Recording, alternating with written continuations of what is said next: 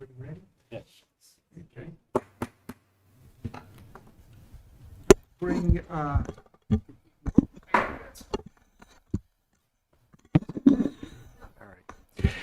I convene this meeting of the Westborough Select Board, it being Thursday, July 21st Tuesday. at Tuesday. Why do I think it's- Who's on first? Here we go. Summer hours, okay. Take two. Take two.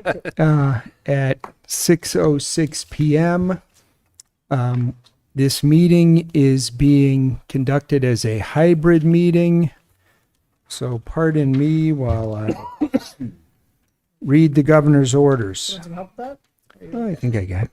Oh, I'm good. That's pursuant to Chapter 2 of the Acts of 2025, an act extending certain COVID-19 measures adopted during the state of emergency, this meeting will be conducted in person and via remote means in accordance with applicable law. This means that members of the public body as well as members of the public may access this meeting in person or via virtual means. In-person attendance will be at the location listed at the top of this agenda, and it is possible that some or all members of the public body may attend remotely, with in-person attendance consisting of members of the public. This meeting may be accessed remotely via a Microsoft Teams meeting with the ID and passcode posted.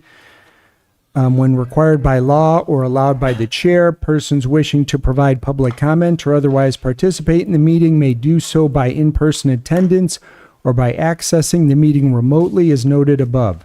Additionally, the meeting will be broadcast live in real time via Verizon Channel 28 and Charter Channel 192, or via Westborough TV's online platforms at westboroughTV.org and youtube.com/Westborough TV. This meeting will be live streamed and recorded by Westborough TV.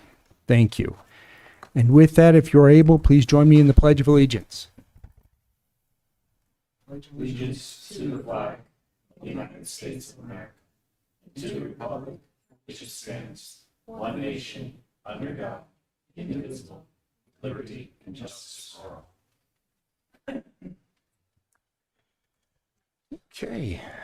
Do we have anyone here for open forum today?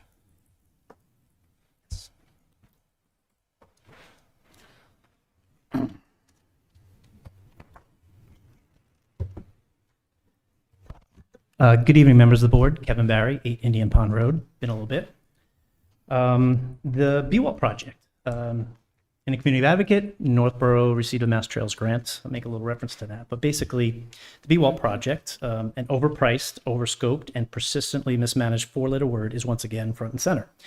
Now that this board has finally asserted direct oversight of the ATSC, I have one straightforward request. Please replace Don Byrne as the ATSC representative on the Active Transportation Plan Committee. And for those who don't know, that's a $130,000 grant-funded study for transportation projects in the town.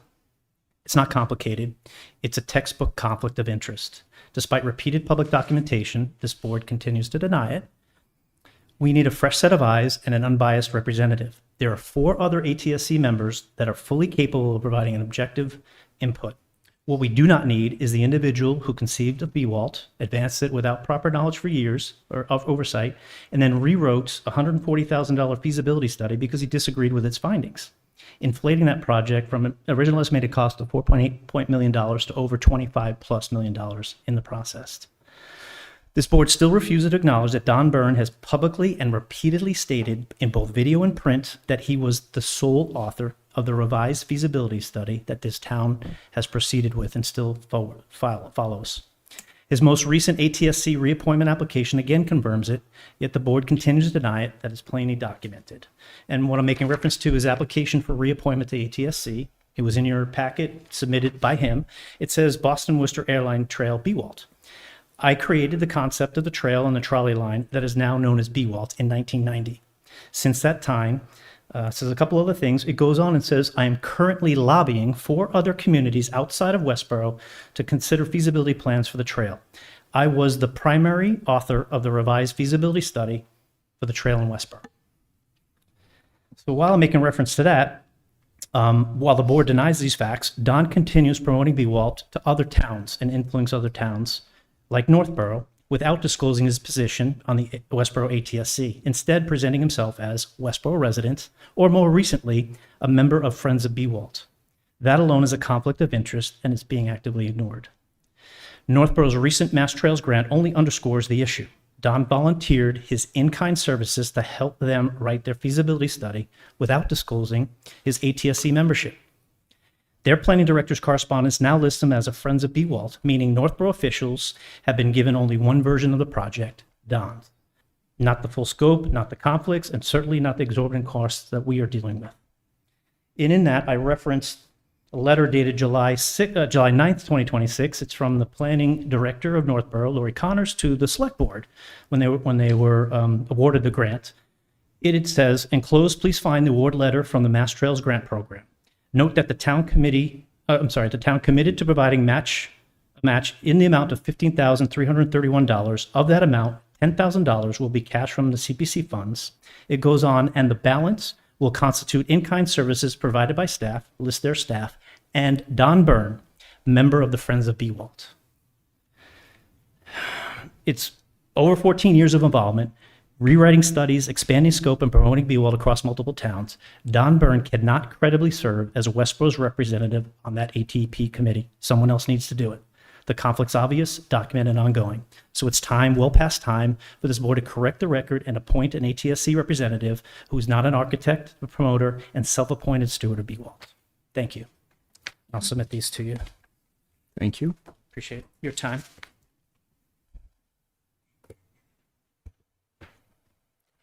Thank you.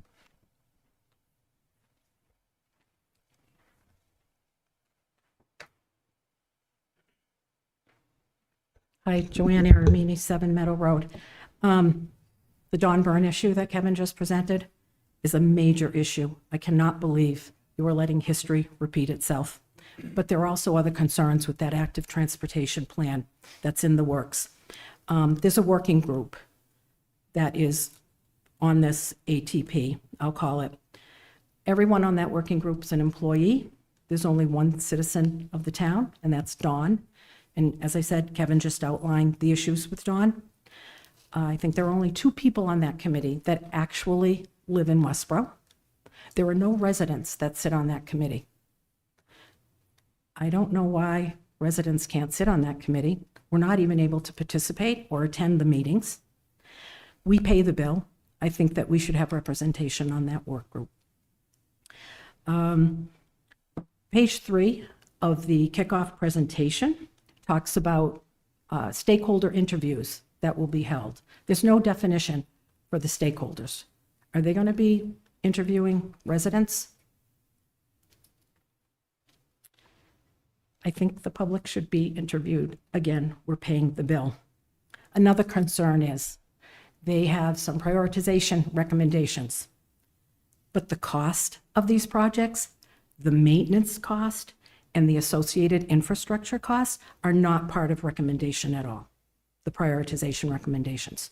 And necessity, return on investment, is not even part of the prioritization algorithm.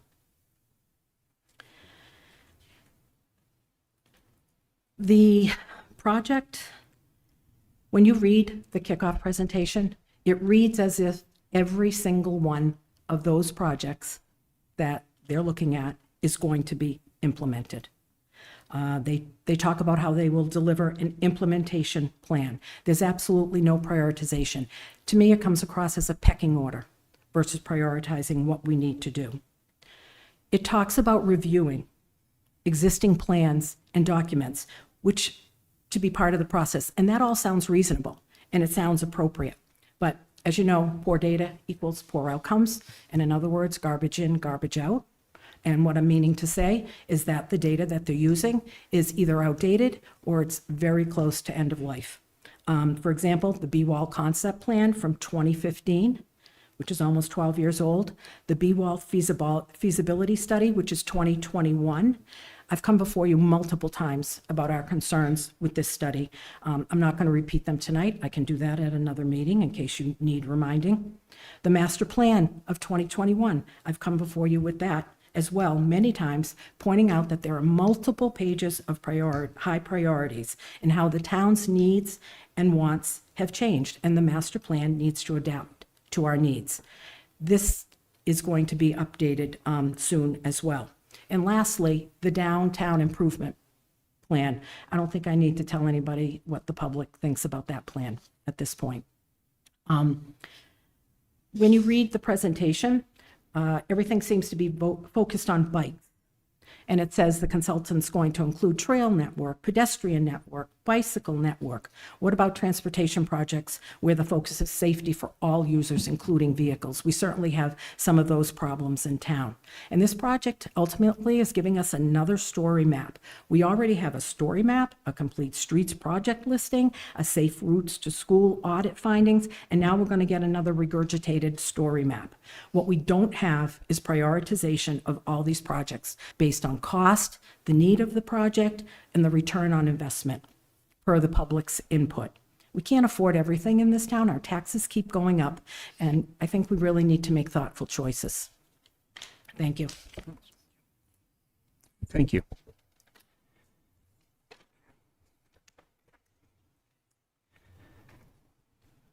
It being 6:16, we have a public hearing for a transfer of a license.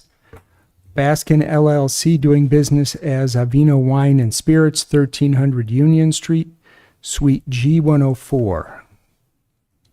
I'll move to open the public hearing. Second. Second, thank you. All those in favor? You have to do roll call. Roll, is it a roll? Well, I don't, Mark? I think we're all here. Mark's not here. Okay, Yeah, so it's just the four of us today. okay. Mark's on the bill. So all those in favor? 4-0 for being present. Thank you. And we have the applicants here. Hello, if you would introduce yourselves. Hi, I'm Monil Patel. I'm the owner of the LLC. Pratik Patel is going to be the manager on site for the business. And I am Sydney Prokos, their attorney from Vieira and TJ and Filippo. Right, Are you guys ready for me to give you some background? Yes, please. that'll be terrific. Awesome. I represent Baskin LLC, doing business as Avino Wine and Spirits, which is purchasing Divine Wine and Spirits located at 1300 Union Street, Westborough. Tonight, Mr. Monil Patel introduced himself. He's the 100% owner of the company. Mr. Pratik Patel is the proposed license manager sitting next to him. Monil owns several liquor license stores across Massachusetts, so he is an experienced industry professional with more than 10 years of responsible alcohol sales experience across Massachusetts. Pratik has a technical background. He's worked at a bank and a medical school in the past, but for the last several years, over 2.5 years, he's been on site at a convenience store with a liquor license, working as a clerk, doing inventory, essentially running that store in Blackstone, with that experience of responsibly selling alcohol in Massachusetts as well. And once approved by the ABCC, this transaction, and when it's closed, Pratik will be the full-time on-site manager of this location, so he'll move over. Both Pratik and Monil have earned their alcohol tips certification, so they have that ideal blend of experience and education, which is the blend that ABCC likes to see. As an additional safeguard, they're investing in a state-of-the-art ID scanner and POS system because they take underage sales so seriously. And the ABCC suggests actually to have that ID scanner as a supplemental resource. So training goes far, but with the fake IDs getting so advanced, having that scanner goes a long way. And finally, as part of this transfer, we're requesting a pledge of license and inventory to the applicant's lender, Rockland Trust. You guys may already know this, but just a note about the pledges. They're per section 11 of the application that you received, and they give the bank some security like a mortgage where, God forbid, Monil didn't pay his loan. The bank could take the license, but Rockland Trust is not in the business of running convenience or liquor stores. So any subsequent purchaser would be required to come before you, the board, for your approvals before anything could happen. So you absolutely retain that control, even with this pledge. That's all we have going on, fairly straightforward in the world of liquor licensing. And with that, any questions? Thank you very much. I will pass that to the board. Any questions? I don't have any. No, just say a welcome to the community and looking forward to your business being successful. Thank you so much. Appreciate to be happy to be there. All right, you. thank you. With that, Public hearing is, oh yes, thank you very much. Is there anybody here for public comment about this? Seeing none? All right, thank you. With that, put forward a motion or? sure. So I can do it. I'll move to approve the application submitted by Baskin LLC, doing business as Avino Wine and Spirits, for the transfer of an all-alcohol liquor license, along with the associated pledge of inventory and pledge of license for the premises located at 1300 Union Street, Suite G, 104, Westborough, Massachusetts, from Mendon Wine and Spirits, Inc., doing business as Divine Wine and Spirits, subject to the approval of the Massachusetts Alcoholic Beverages Control Commission. Second that motion? Thank you very much. All right, no further questions or comments? All those in favor? 4-0, 4 being present. Thank you very much.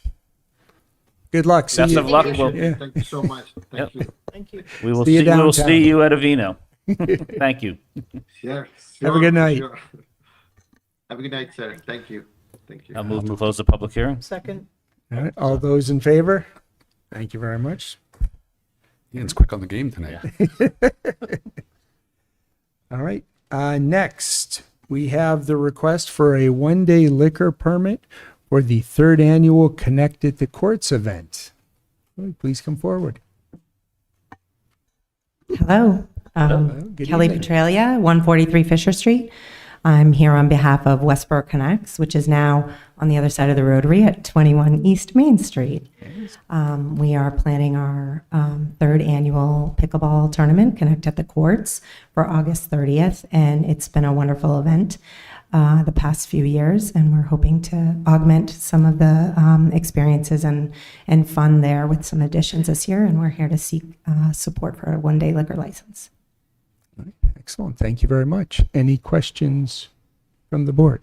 I would just say, having been a past organizer of this event and a former board member of Connects, I can speak to the professionalism in the organization that takes place. And I know I fully support this. I'm excited. We had talked about this, in prior iterations of this event, and I think it will be a great addition. And congrats to Connects for taking that next step.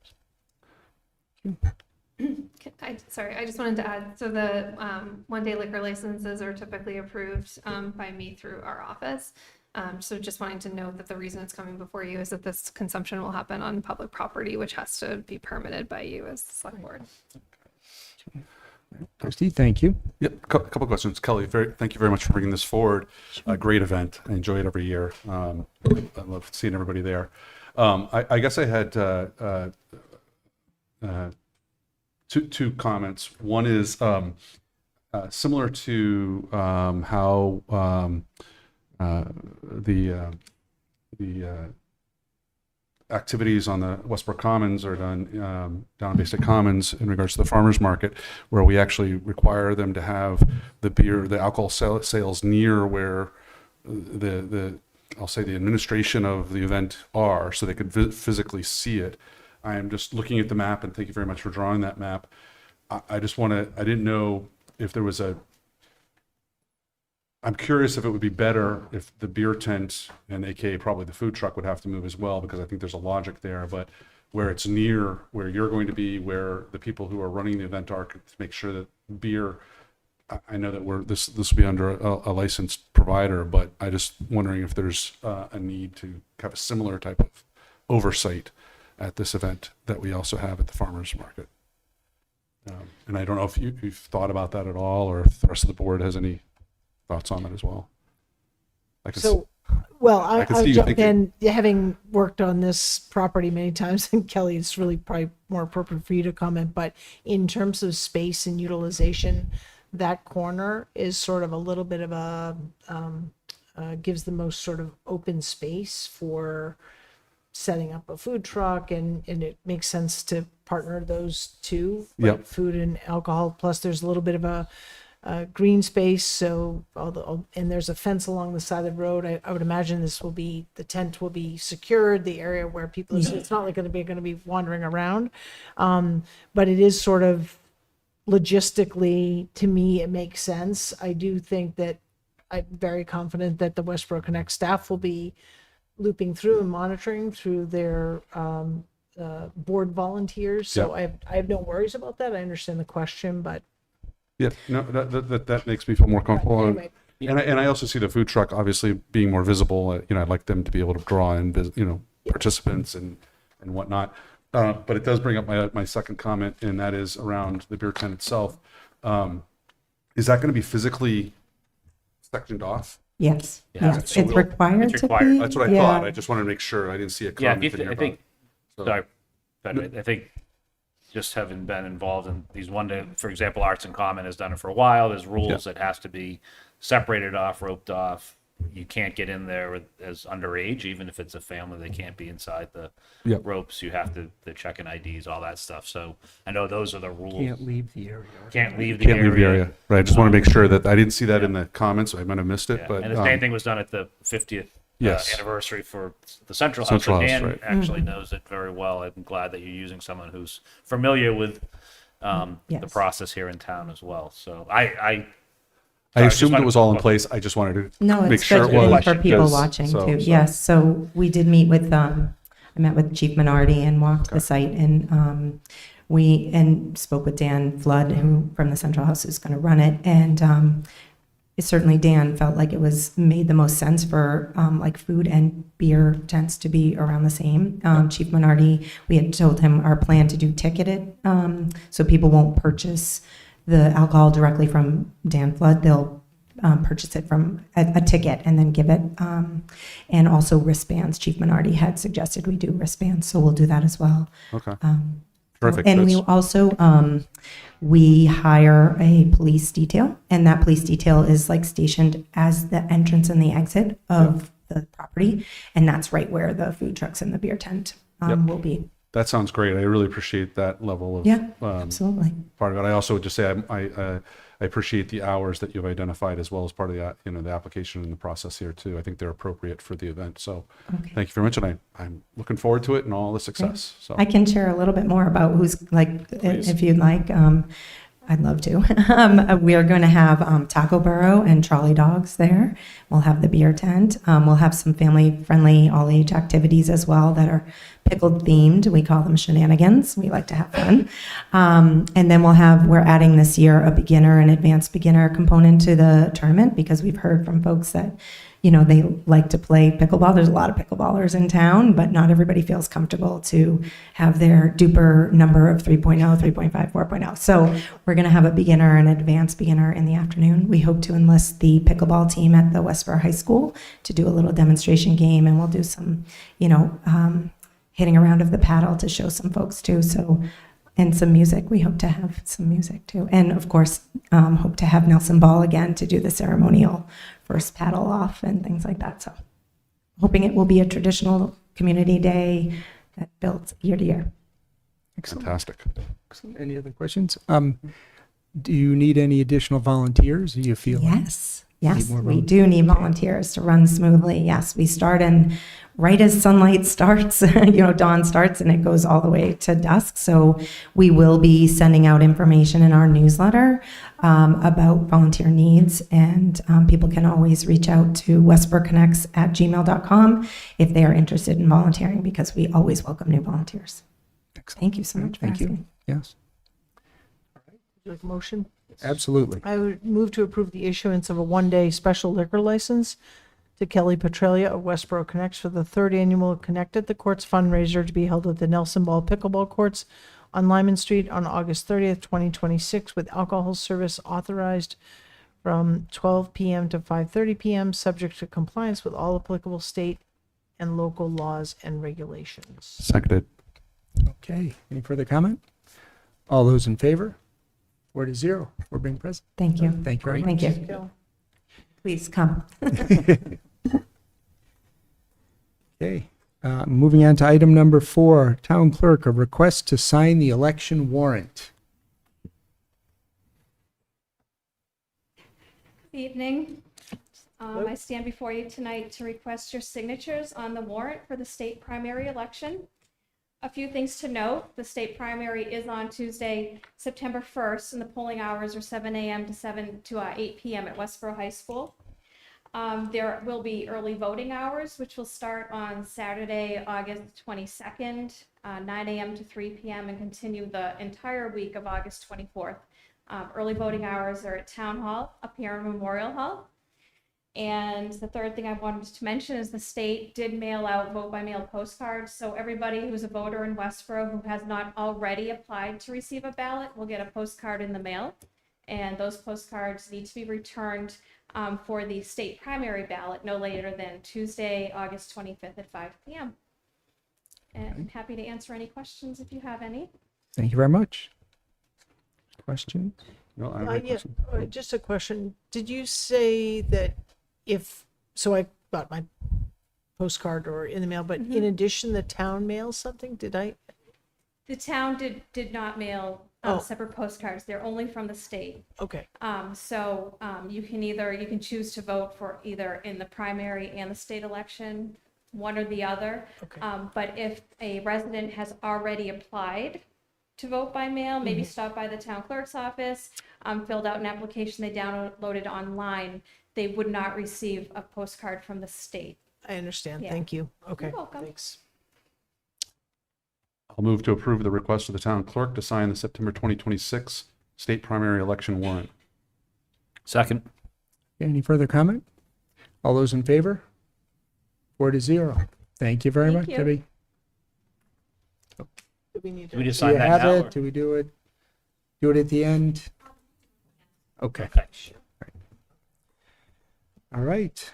Item number 5, Westborough High School roof project update and weekend work hours discussion.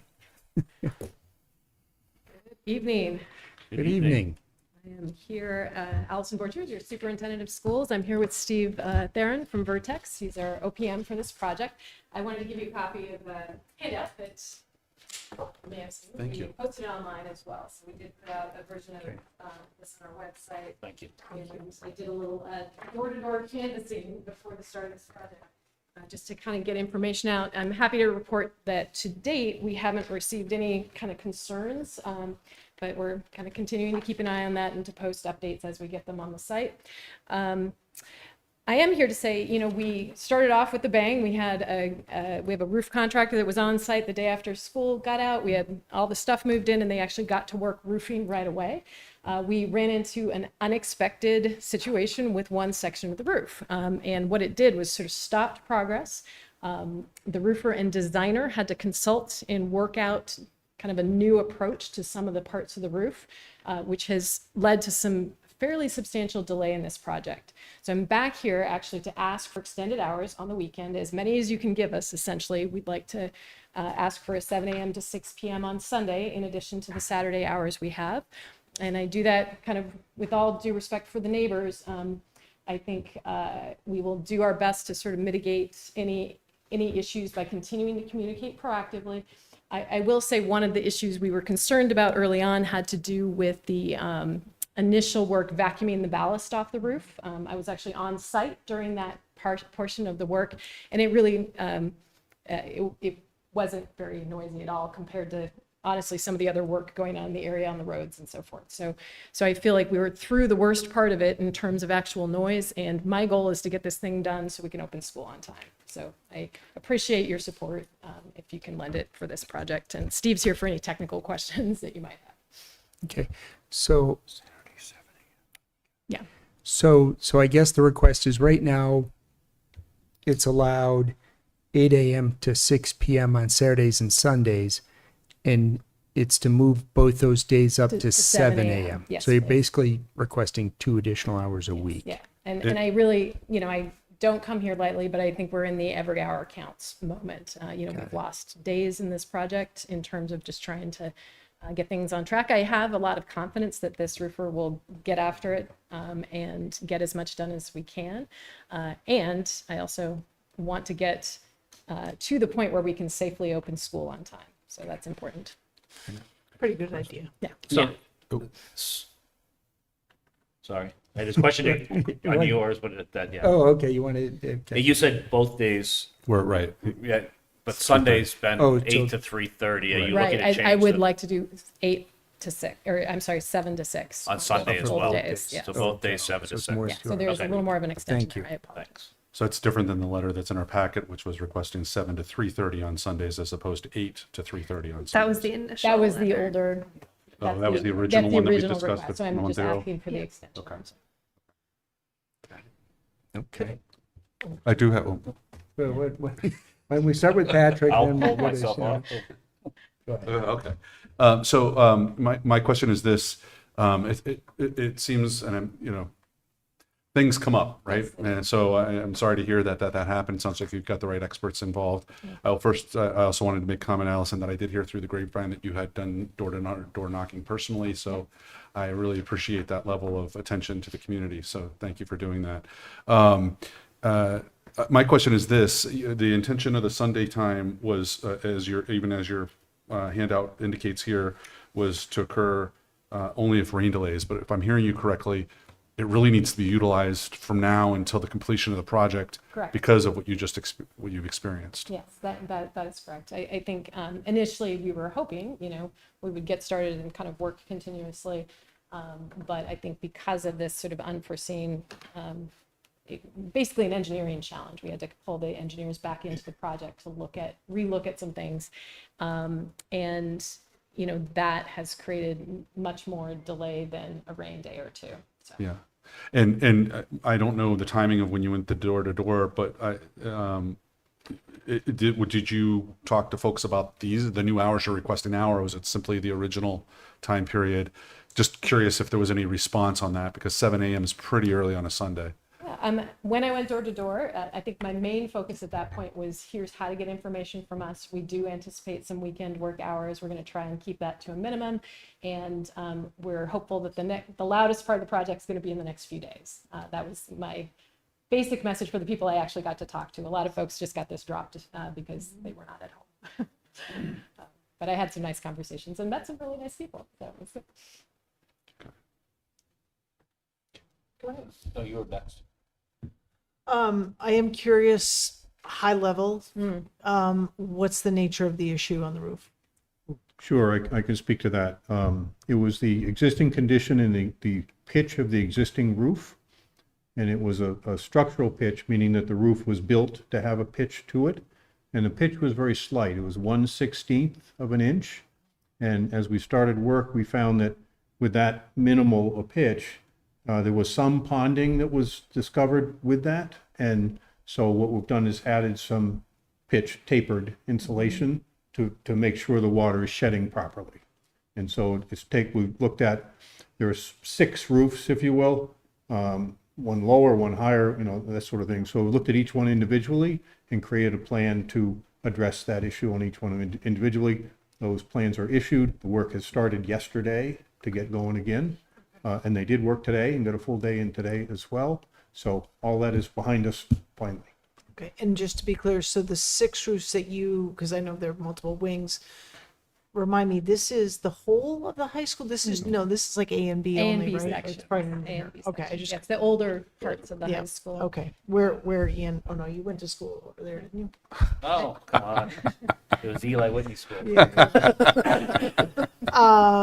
So a couple things. One is thank you. Yes, I did as a resident, I did get one of these, so thank you. Some people say, oh, I never got one. I did. Maybe I particularly got one. I'm kidding. No, I'm kidding. It was a nice day. Sorry. Yeah. The noise has been, I'll just sort of generally say the noise has been there, but it was like, oh yeah, it's there. Kind of sounded like, people closer may have had a different effect if they were up on kind of On above O'Neill. the high school, but Yeah. it's been quiet ever since. My one question so I'm supportive of this generally. What I would say is in looking at like sunrise and sunset, I know roofers like to get started early. My only thought was like on a Sunday, I don't know, I was kind of like, could we do like 8 to 7 because sunset isn't until much later? Like sunset isn't until, I'm just looking at a chart, like somewhere between 8 o'clock and 7:30. I don't want to be like I understand the ask. I'm just trying to balance, like, if they start at 8 and they go till 4, is that like, I mean, excuse me, they start at 8 and go till 7, can that still work? You guys know roofers, you know who you're working with. I think they would get up on the roof at 5 o'clock if we let them. I think the early morning request has more to do with heat than anything else. Trying to get as much done before the day heats up. So, you know, that's the basis of the request. Obviously, we'll take as many hours as you're willing to give us. Yeah. And that's really where I sit right now. I mean, the project needs to get done. We need to get the kids back in school on time, so. Okay, yes. I guess as a follow along to Shelby's question there, I guess when this starts, so say we go to 7 o'clock on both days, like what happens at 7? Are they there at 6:30 and, you know, with, I don't know what they even use for equipment, but call it hammers or, you know, whatever. Are they, you know, the first hammers hit at 7, or is it they're starting at 7, which is getting assembled, so in essence, the actual noise coming is going to be sometime later than 7, or what's the typical? Sure. So say a 7 o'clock start is a strict no noise before 7, but they'll start At 7. at 7. Okay. Yes.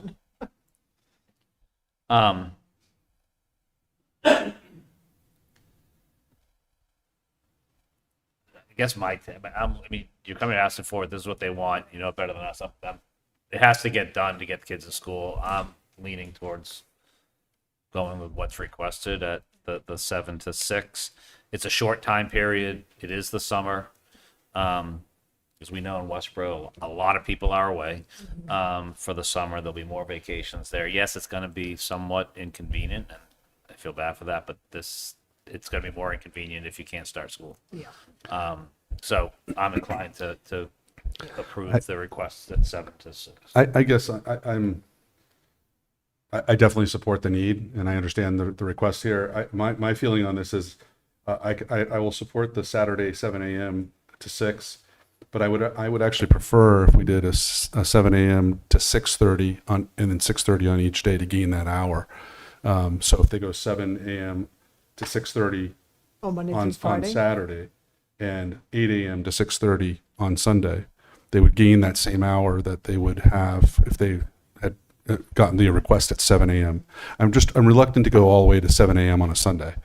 I think that's really early into Can you your. clarify what you just proposed or So talked my about? understanding is this, right? I'm looking at the blue sheet. Yep. Currently, right, it's 8 a.m. to 6 p.m. on Saturday, 8 a.m. to 3:30 p.m. on Sunday. Yep.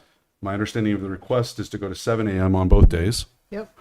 and stay at the 6 p.m. on Saturday and 3:30 p.m. on, No, no, 6 excuse me, 6 p.m. on Sunday, right? What I'm suggesting is Saturday, 7 a.m. That gets them the 1 hour they're requesting on that day. And then increase the end of both days by a half an hour, which gives them the hour that I'm suggesting we don't do on Sunday, leave Sunday at 8 a.m. So in essence, it would be Saturday, 7 a.m. to 6:30, and Sunday, 8 a.m. to 6:30.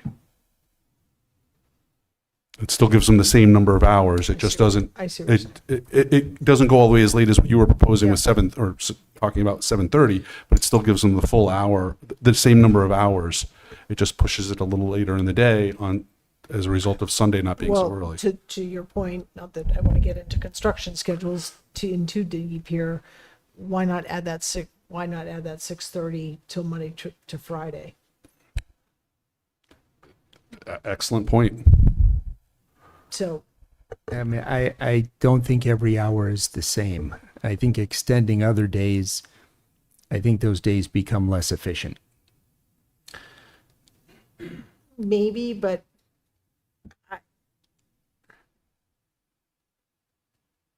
so Patrick, again, you're saying 7 a.m. on Saturday to 6:30. to 6:30. That And then gives a half an hour extra on the 7 day. 8 a.m. 8 a.m. to 6:30 as opposed to 6, which is what they're requesting. So that 6:30 each day gives that extra hour instead of doing 8 a.m. on Sunday. I'm just very reluctant at that 8 a.m. on a Sunday. Yeah. I mean, with the contractors worked, I mean, I guess part of what I heard though is, and I know it, is they want to get started earlier because of the heat of the day. And so it's going to be hotter at 6 to 6:30 than it is at 7 to 8 in the morning. I mean, I think we're talking 5, maybe 6 potential Sundays here. I mean, I'll go with whatever. I guess I'm not the expert here, and you've come with what an ask is. I guess the ask back is if we said that 7 to 6:30 and 8 to 6:30, would that work for the contractors? Yeah, they would appreciate that very much, especially Okay. that Saturday earlier start. Then I'll be okay with that.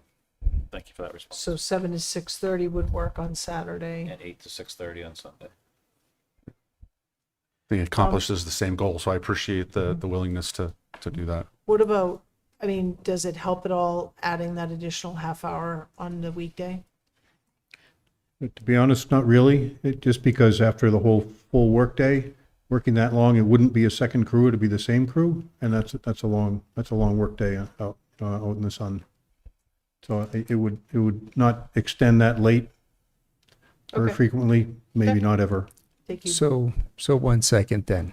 So if you wouldn't extend Monday through Friday, then why would they extend on Saturday? Essentially, we're giving them 2.5 hours on Sunday from 3:30 to 6, and we're giving them 1 hour on Saturday. Right. And he's saying thank you because that's better than what he has now, but it's not what they're asking for. Well, it is what they're asking for in time. It's just not the time. Well, But I he's guess on saying their Saturday, they days probably can won't end do at 7 to 6. I think he indicated though that this would work well for them still, even with this proposed times. They may not use a half hour on Saturday. Or Sunday. May not. But That's up to them. That's up to them. We're giving it to them. That's up to them how much time they usually use. Right.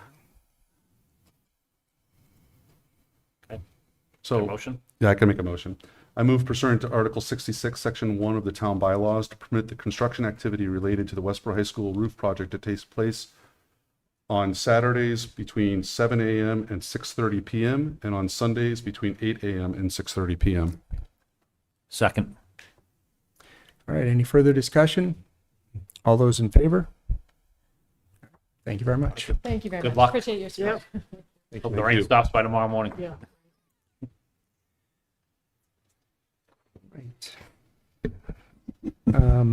Next, item number 6, easement 20 Phillip Street. Yep, so this is an easement related to the Emergency Communication Center project. You'll see in your packet, you have a map that shows the need to pull conduit off of a pole to get to the generator. You're authorized to do this under a vote of town meeting last year. And so they're asking that you exercise the easement or execute the easement. Just had one question, Sean. Yeah. Go ahead. So is pole P85, is that a new pole they're putting in, or is that already? No, the blue are all existing. They're all existing. Okay, that was my only question. Any other questions? Motion? I would move pursuant to the vote taken under Article 13 of the October 21st, 2025 town meeting to grant to Massachusetts Electric Company an electric easement on a portion of the town property located at 20 Phillip Street and to execute said easement and take any and all other actions as may be necessary or appropriate to effectuate said easement. Seconded. Okay, any further comment? All those in favor? 4-0. Thank you. Okay.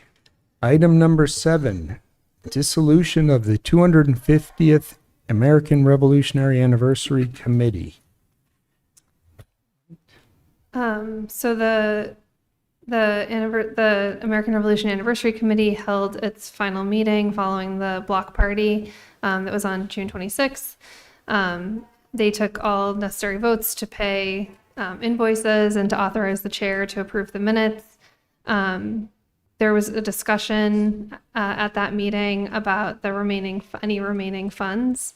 It's just as a reminder, some of those the majority of those funds came from the 300th anniversary, which town meeting transferred to the Spirit Committee, and then town meeting transferred to this committee.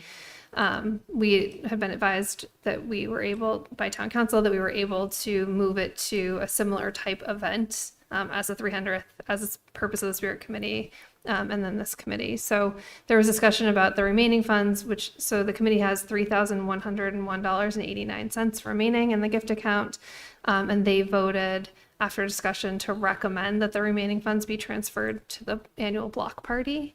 That would be a vote of town meeting again, but just for the public's awareness and for your awareness, that's the intent, would be to put that on the October town meeting warrant and to move the remaining funds to the block party.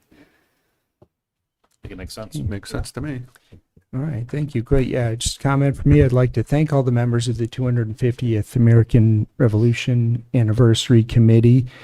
Lydia Goldblatt, Gary Kelly, PJ Maloney, Carla Cook, Roberta Brown, Casey Cullen. I would also like to thank our town executive assistant, Amanda, who did a tremendous effort supporting the committee, minutes and everything in coordination. Was really an additional member of that committee. Thank you, Amanda. With that, any comments or? I'd like to thank you, Sean, for being our representative on that committee. So thank you. Well, it was fun attending some of those, It was many of those a great meetings. event. Yeah. I got to watch the fireworks right on my front lawn from my house, which was great. Saw a great view. Yeah. Yeah, I know we're not voting on it, but I commented, but I do think going for a warrant article to transfer that money to the block party makes a ton of sense. I think it's, I would be supportive of that on a warrant article. Likewise, makes sense to me. Was there I see in our packet there is a request or a recommendation to move to dissolve the 250th. So is that? So move. Yes. So moved. Second? Any further discussion? All those in favor? Thank you again Yeah. to the 250th American Revolution Anniversary Dissolve them Committee. with many thanks for the work that they put in. Yes. Get the job done and get out of there. Right, well done. Number 8, request to place signs on town property for the first responder ride for resilience. So the proponents of this are online. Okay. Oh, thank you for attending. Please introduce yourself. Yeah, thank y'all so much for having me. I'm Ethan Packer. I'm with Cadence Sports, and I'm out of Boston. And we are planning a 5-day bike ride from Boston all the way to New York City. And we're hoping to come through Westborough here on September 7th. And we would like to place some directional signage, mostly on Lyman and East Main Street, just to tell our riders where to go. We're not going to have any advertising, nothing like that on there. And all of our proceeds are going to the Boston Fire Cancer Foundation and the Friends of Firefighters, as well as the Live Strong Foundation. And we're planning to be through town, I would say around 10 in the morning on the 7th. And we'll have a sweeper pretty much in the back of a ride, picking up all that signage. So it shouldn't be out for more than 24 hours. All right, thank you very much. Any questions? Yep. Just a clarification. I think you said Route 9 and East Main Street in our packet. It shows a diagram coming down. Oh, wait a second. Is it turned the other way? Sounds like Lyman Street. And It's Lyman Street and 130. Yeah, Lyman Street out towards Upton Road, it looks like. Am I reading that right? Yeah, sorry. Yeah. It's, Okay. yeah, it's where the Lyman goes on to East Main there. Okay. So the map is correct then. Okay.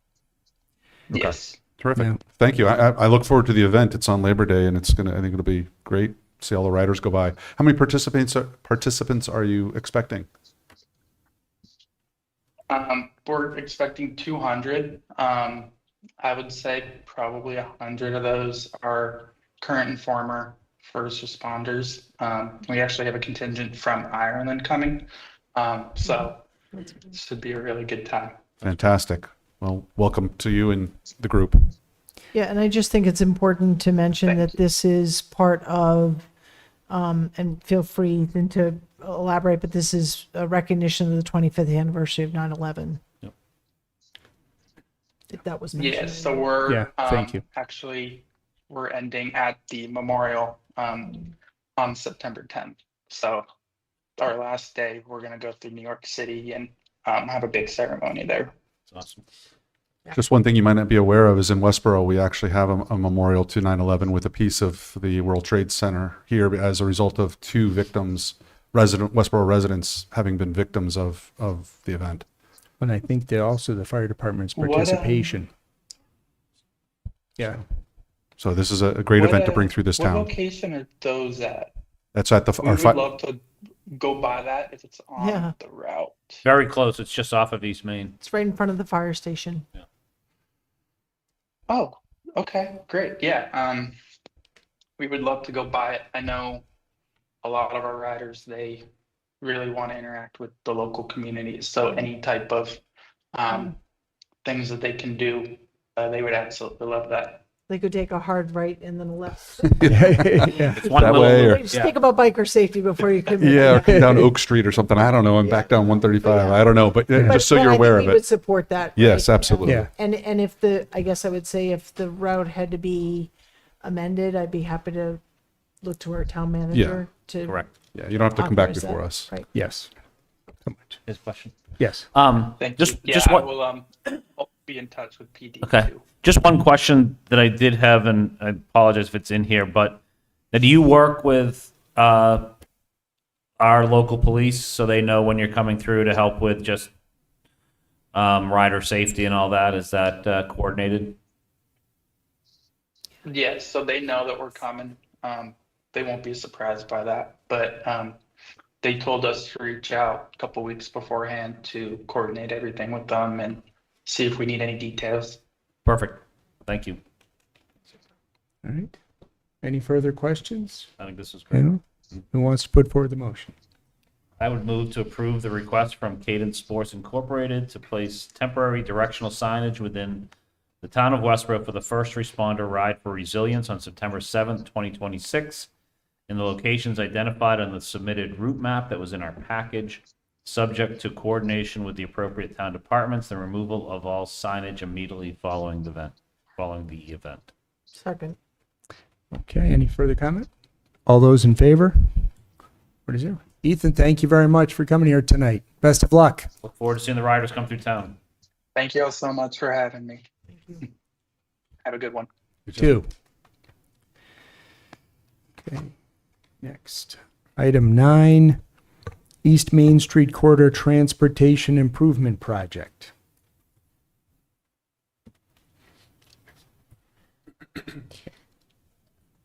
Chris is gonna. Oh, Chris- right. Yeah, right. Chris, thank you very much. Good evening.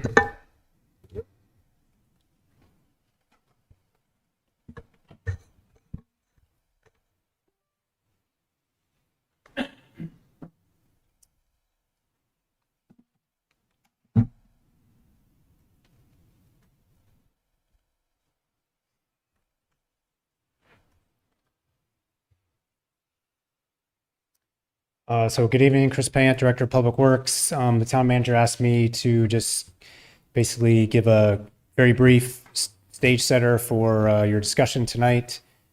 So I have just a couple of slides to refresh you on the project and specifically to talk about why you're being asked to talk about it tonight. So typically this is something that's reviewed at the end of a presentation, but this is why we're here tonight. So 2022, we started this process to be involved in the TIP. Last December, we had a public information meeting in this room. The next step on that was the summer of 2026, where we are now, which is our 25% design. So that design was completed by our consultant, who's referenced on this slide here. These are slides pulled from their products, which is why I left their information on there. So the design is complete. It was submitted to the to Mass DOT and to the town. The Mass DOT has a period of time to review the 25% design, and then they provide comments back to the designer. And the town has the opportunity to provide comments as well. So we've distributed it to the staff. The ATSC, sorry, the ATSC also got a copy of the 25% design. And so per the updated, I don't know if it's a policy, but whatever your interaction is with the ATSC, they, I suppose, provided some comments, which I think you're going to review. And so you review those and you do whatever you do with them. If you, whatever you do with them, they would come to, ultimately to us.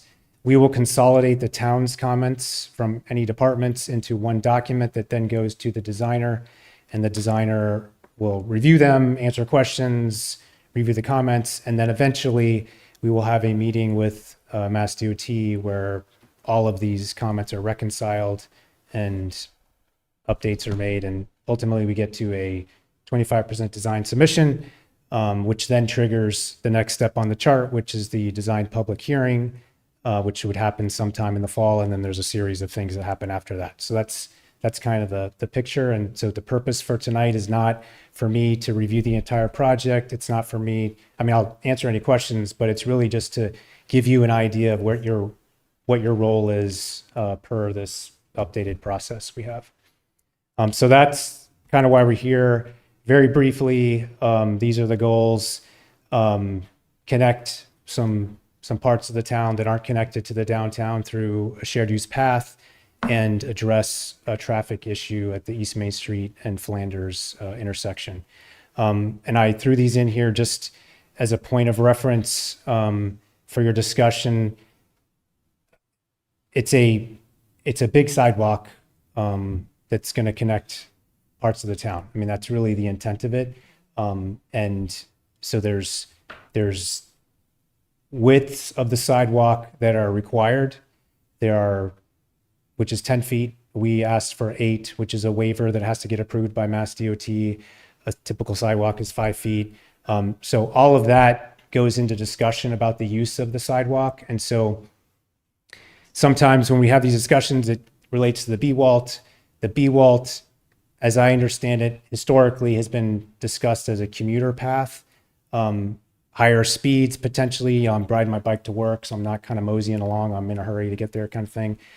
So I'm just highlighting that our understanding of the intent for the town when pursuing this project was connect some subdivisions, housing areas, others to downtown, not necessarily facilitate high-speed bike traffic, from town to town. And I only say that just because that context, I think, is important in terms of width of the path and that sort of thing. So this is where we're talking about. It's a little blurry. It's a lift from the actual design. Just trying to pull up pointer if I can.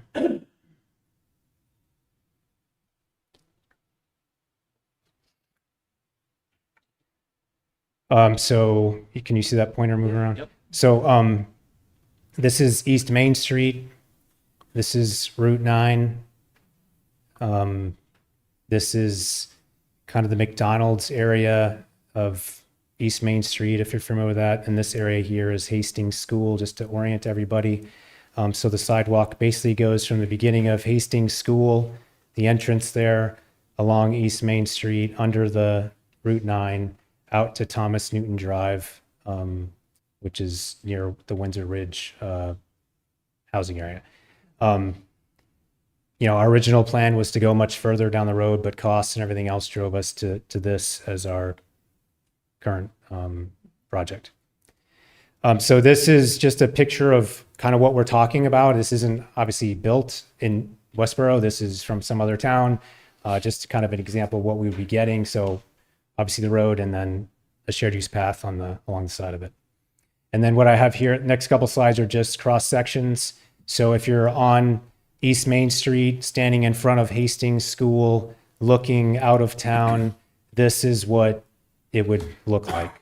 So you've got 2 travel lanes, 11 feet wide. You've got shoulders in between the edge of the lane and the granite curb, and then a 2-foot buffer, an 8-foot shared use path, and then whatever is required to restore the area off the side of the path. One thing I'll just highlight real quick, this 2-foot buffer right here. It's very similar to this grass strip right here. So what we've proposed, you could certainly provide comments to say otherwise, but what we've proposed is that this strip is not grass. It would be asphalt, but it would be some sort of stamped asphalt and a different color than black to delineate the path from the buffer. It just eliminates a lot of maintenance that's kind of painful because of snow and ice that really ruins the grass. It's 2 feet wide. It's very hard to maintain it. I mean, that picture looks really nice because it's brand new, but it won't. I'm sure it doesn't look like that now. So our proposal to the designer, what we told the designer was we wanted it to be a material that's not grass. So that's a cross section in front of Hastings. This would be at the bridge or the Route 9 underpass. So there's an existing, not sidewalk, but there's kind of a footpath that people have made over time along this portion of the underpass. That would be converted into a 5.5-foot sidewalk. Still have 11-foot travel lanes with the shoulders, 2 feet each, and that's how you'd get under the bridge. So the path would merge, you'd go under the bridge, and then it would expand back out to its original width. So Chris, just, Yep. sorry, so if you went back, does that mean we're changing sides of the road here from Hastings and then? Yes. So I look at Hastings, we're going down kind of the right-hand side, and then it moves to the left-hand side? Yeah. And when does that happen? So from Hastings to, if you're familiar with the McDonald's, you get to the McDonald's that, I don't remember the name of the apartment complex that's on there across the street from McDonald's, but right in that area is the crossing. And you can comment on all these things, but there's reasons for all of this. A lot of it has to do with right of way and terrain and other things that drive us to cross. So we cross at McDonald's essentially, and then it follows the path under the bridge across the ramps that get you to Route 9 and then along East Main Street on the same side to Thomas Newton. And then this is on the other side of Thomas Newton, or the bridge, or the Route 9 underpass. So this is what it would look like if you've gone under the underpass. Now you're headed towards Thomas Newton. So this is generally what it would look like. Very similar to Hastings. It's just the side of the road is flipped. And so that's where we are. Again, this is just kind of set the stage for your discussion. I mean, I'm here. I can certainly answer any questions if you have them, but that's really what I had for you. Got it. Thank you. Questions? Additional questions? Yes. I appreciate this actually helped frame it for me, Chris, in terms of going back to what the original use was. I know we did get comments about 10 feet versus the 8, but I appreciate that. I'm assuming because of those 4-foot buffers, I mean, nothing restricts bikers from biking on the street as they normally would. We know we don't have a lot of room on our streets anyways, but I'm assuming that still is allowable Sure. for folks. And Yeah. this is a shared use where bikers, which is a little bit different. Yeah. Bikes aren't supposed to be on regular sidewalks. Right. This is a different use path that will allow for pedestrians as well as bikes. Correct. Yes. Okay. And then I think in our comments we got from ATSC, there was some talk in certain places potentially of some sort of, call them guardrails, but some sort. Are there any of those right now in the design? No. And I've looked at this, I don't understand designs, I can't read these maps. Yeah. So that's why I'm asking these questions, which may be stupid, but so right now there's nothing such as There is not. So that's something we would bring back to the designer and ask for, their, not that they have to decide, but that we would want them to weigh in on how we would do that, what it would cost, what the benefits are, does that make sense, all those sorts of things, and just get some response to that. Yeah, I think that if I read it correctly, and others can correct me here, it was in certain places, like for example, underneath that bridge, we know it's tight there. Yeah. And that's a smaller width, maybe doing something of a barrier there just to be, because it is smaller. Yeah, I think I'll certainly have an opinion when the time comes, but I think at this point we're just looking for everybody's feedback, and then we kind of put it all in the mix and see what things shake out and what makes the most sense. So that's certainly, something we can look at. Can I just ask a question about kind of the feedback on this project? It's been so long around a TIP project. So when we do a site plan review, we all just sort of provide our thoughts. We're nodding our heads, but we're not taking like a vote, and it's not necessarily consensus of the board. It's just like, so do we have to have consensus on what we're providing as feedback, or it's just feedback? I would treat it like a site plan. This is really the first time that we've done this because, as Chris mentioned, typically this would be done. This at this point in the project, it's mostly staff comments, and then obviously there's the public hearing. So, but given the new process, but I would treat it like a site plan where, yeah. So unless, I guess to the board then, so unless we vehemently disagree with something, then it's sort of just we're providing feedback, right? Is that? That sounds right. That's how I kind of thought. Sure. Thank you. Thanks, Chris, for presenting it. It helped update me a lot on this. I'll start first with a question about kind of the financial piece of it, and then I'll jump into more the design piece. Taking the opportunity that you're in front of us today, I wanted to refresh myself, and hopefully the community gets a refreshment as well. How is this funded? How did we get to where we are right now with the funding? And what is the anticipated funding requirements as we move through this timeline you have here for the community?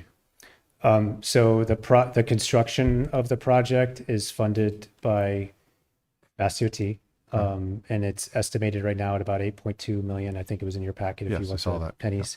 So that's for the construction.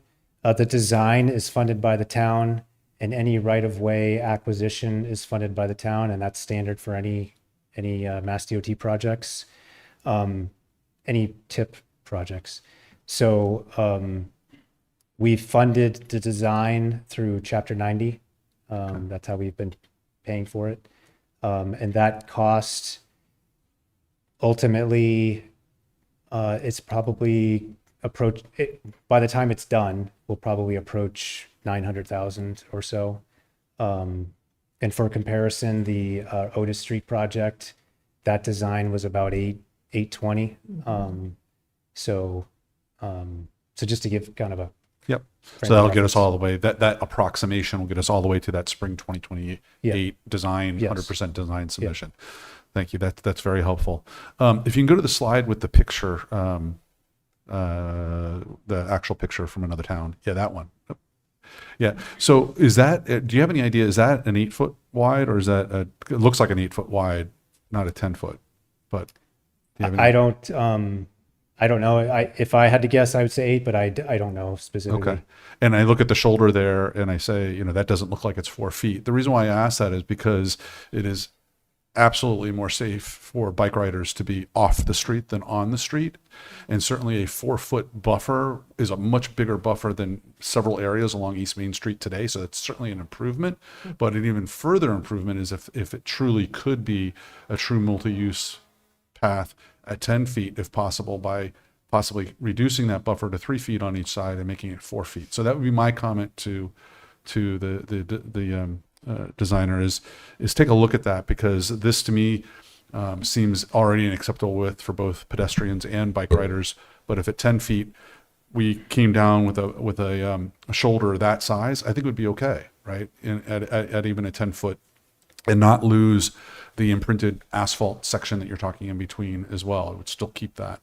My next question is, before I ask my next question, I'll just say that I appreciate the ATSC's thoughtfulness in going through the information, and I read their comments, and I found all of them to be appropriate from my, I'll say, lay-term knowledge of these things. So I appreciate that work.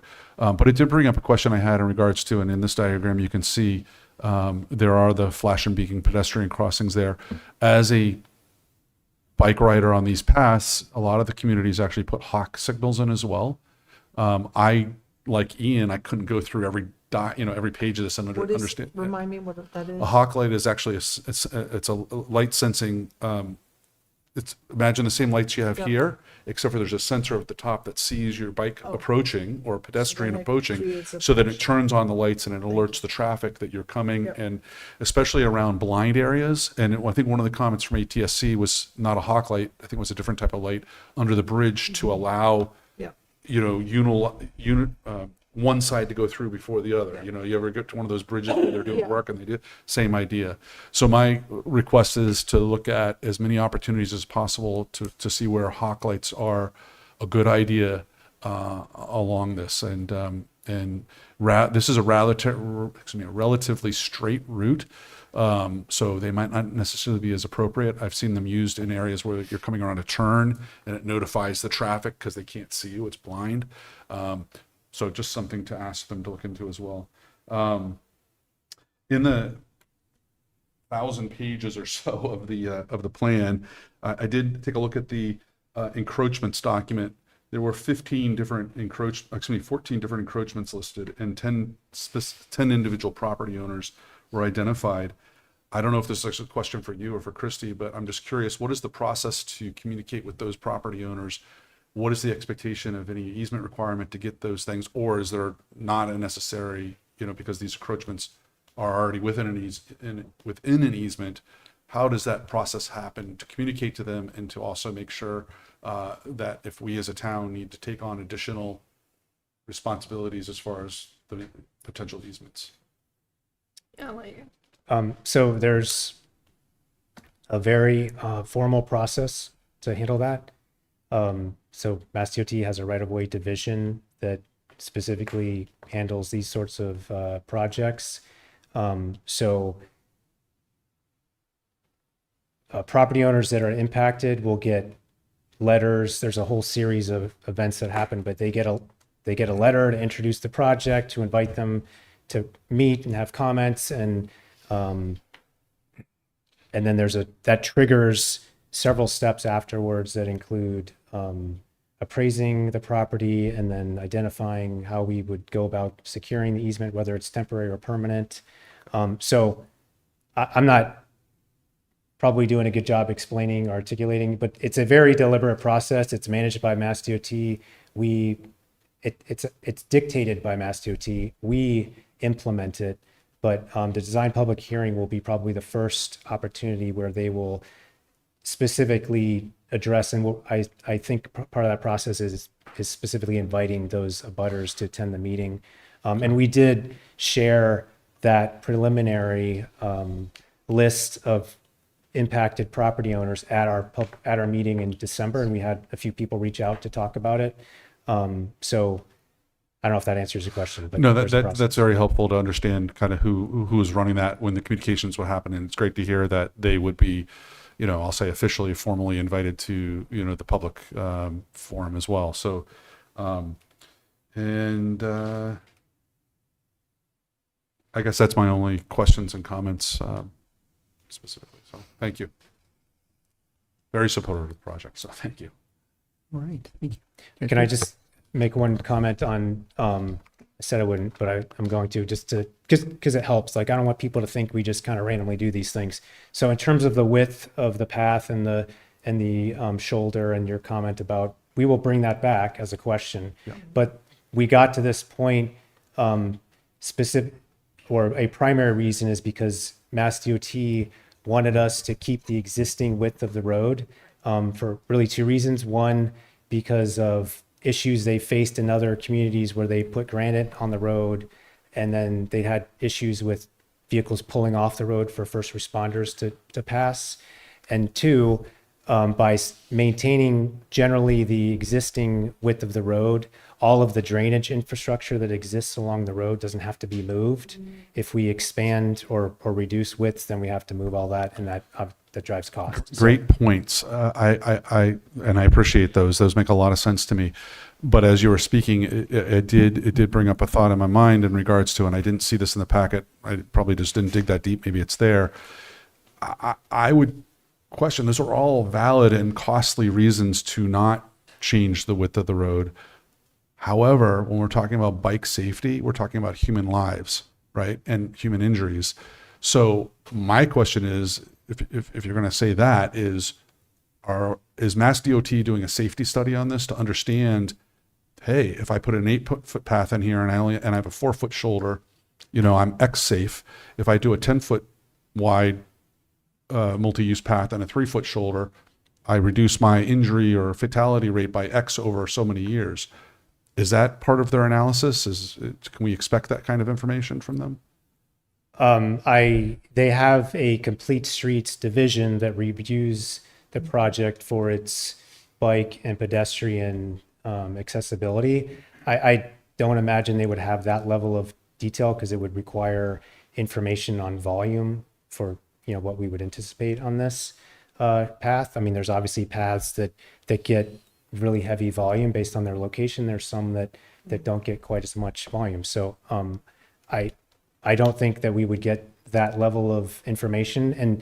And they haven't told us that it has to be 8. We asked for it to be 8 because they didn't want the road to reduce in width, and which means if we don't reduce the road, we're going out further, and that impacts more Sure. property owners. And that's kind of how we got to the 8-foot. Again, we'll take that back, but I'm just kind of telling you how we got to where we are right now. Yeah, no, I appreciate all of those things. I think it's all important information as the community looks at this to understand, how this should be done and designed. So thank you, Chris. Yeah. Chris, without having you walk through every aspect, the 8-foot width that is being presented, is it fair to say it is intended to minimize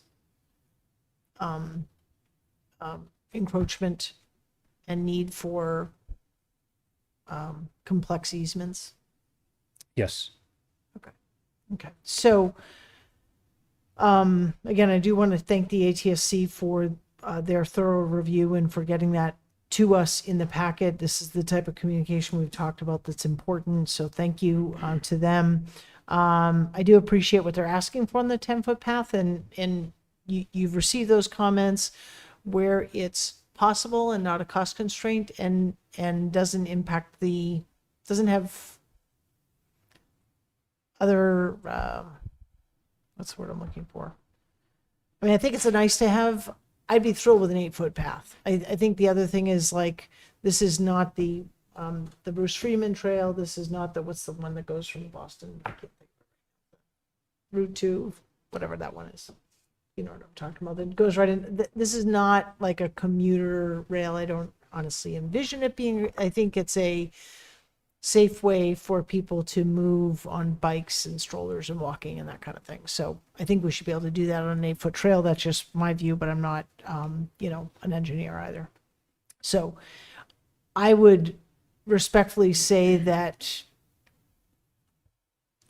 if 8 gets us there and gets us to safety and minimizes the impact on homeowners and businesses and maintains the width of the road, because that's important, great. Regarding the buffer, totally agree. We don't want grass. It looks pretty, but it doesn't last. I am wondering, and certainly with respect to snow removal and how that works, would it be possible to do something and have those little, like, not a fence, but whatever those little things that stick out of the ground. They're like little posts, like reflector post things where it's necessary. I don't know aesthetically how that would look, so I'm just putting that out there as potentially as feedback. I do like the idea of some sort of signalized passing under the underpass that was made by ATSC, and if that's Hawk or whatever it is, sure.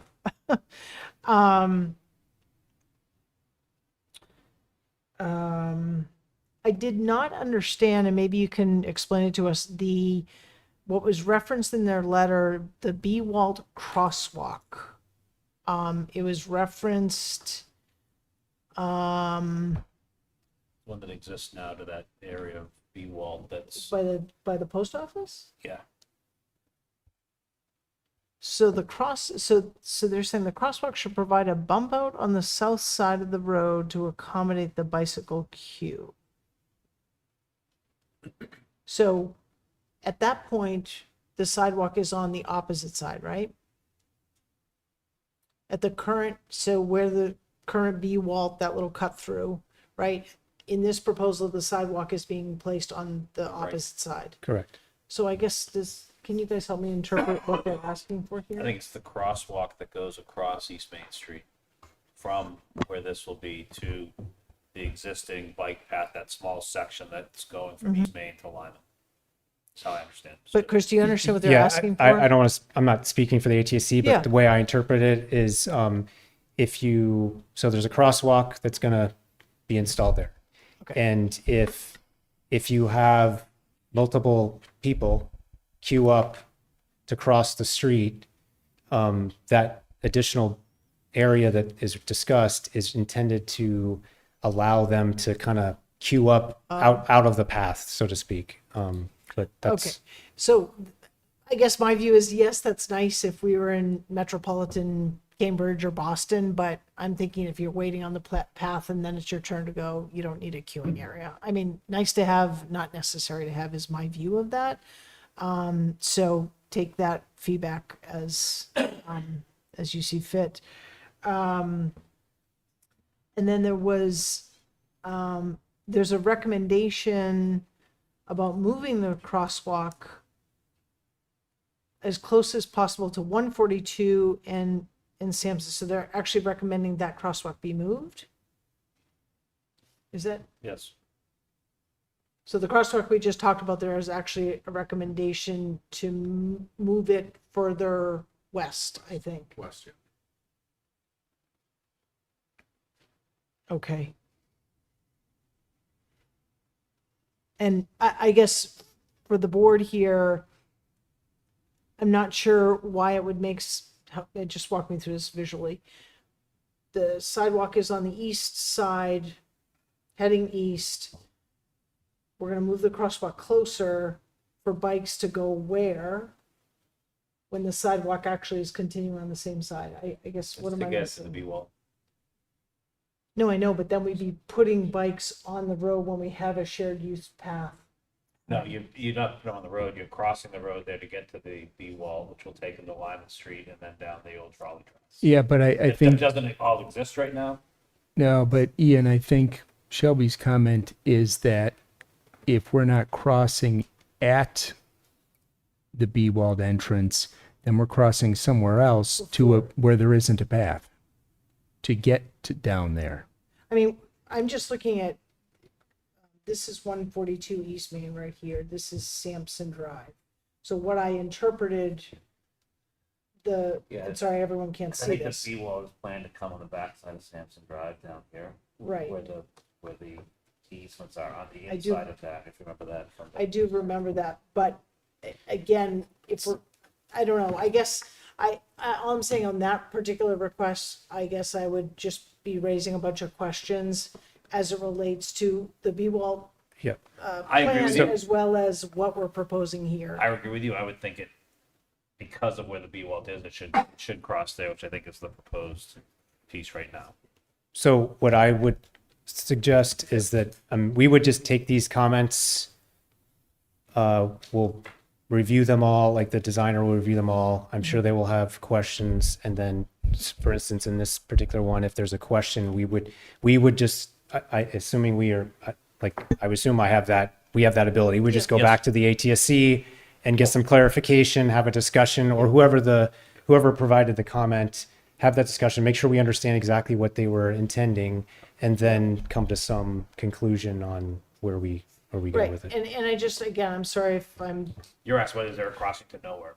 yeah, and if, look, this project is happening before that part of B-Wald, and if there is a multi-use path going eastbound that's going to ultimately intersect with the future of B-Wald that is behind Sampson, then I see no reason to move the crosswalk. Like, you're gonna enter, and you're gonna go up a little, and then you're gonna take a left to go through the cutover. So just, I hope that makes sense, Chris, just for whatever. Your question makes sense, and I can't answer it, specifically in terms of what their intent was, but I accept that they had some Yeah. reason for that, and so we would just clarify I'm that. just questioning, it doesn't make sense to me, but I don't have the exact I mean, I just have the addresses on my phone and I'm looking at it. And the intention, the way I read it was that to try to make that crosswalk as close to where the B-Walt comes out on the north side of East Main Street so that it comes out, It goes directly into goes directly across. That's that was my understanding of what they were asking. So, okay, thank you. All right, you guys, Chris, you'll take the feedback. You have the BWAT letter. We're not at the place where we need to discuss it. Probably, I've already droned on enough about this. There was one other, I do appreciate the comments on the,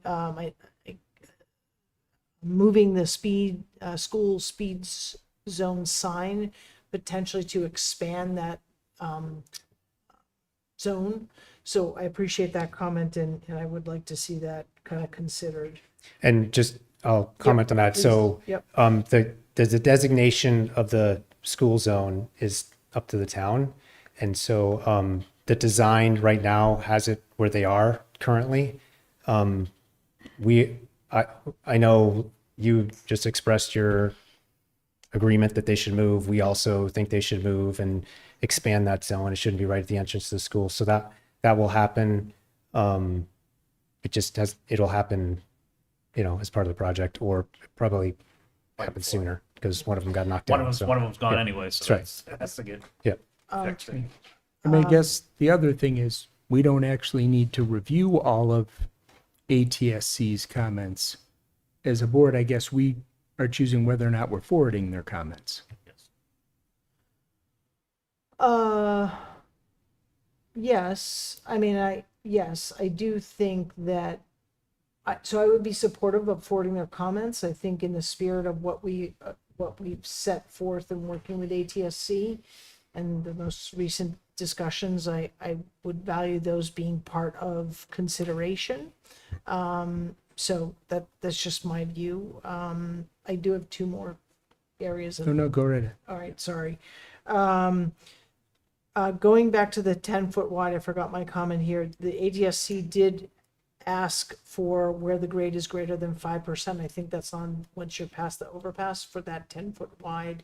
I do think there is merit there because of speed, not so much going up probably, unless you're on an e-bike, but coming down. So that would be something I would be favorable, at least for consideration. And then maybe you can explain to me, going back to the Route 9, where is it? I'm sorry. The Route 9 entrance, again, I'm just trying to understand what this means. The path goes by the end of the entrance exit to Route 9 West, which presents user conflict issues. We think reconfiguring the entrance exit ramp so there's a raised island with room to accommodate a bicycle. I'm thinking bicycles are going to be driving right through there and cars are going to be stopping. Why do we need a raised island?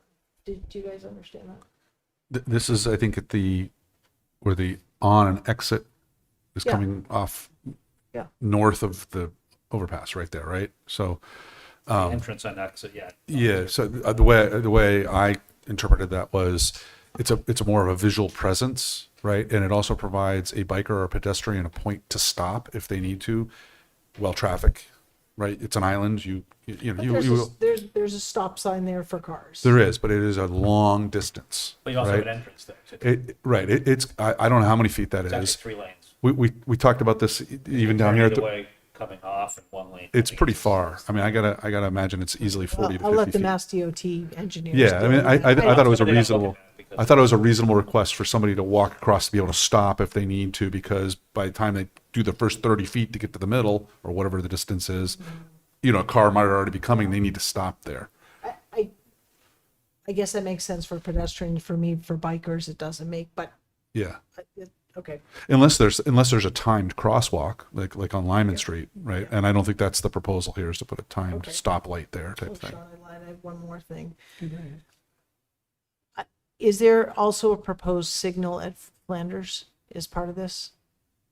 Traffic signal? Yes. There is. Yep. Okay.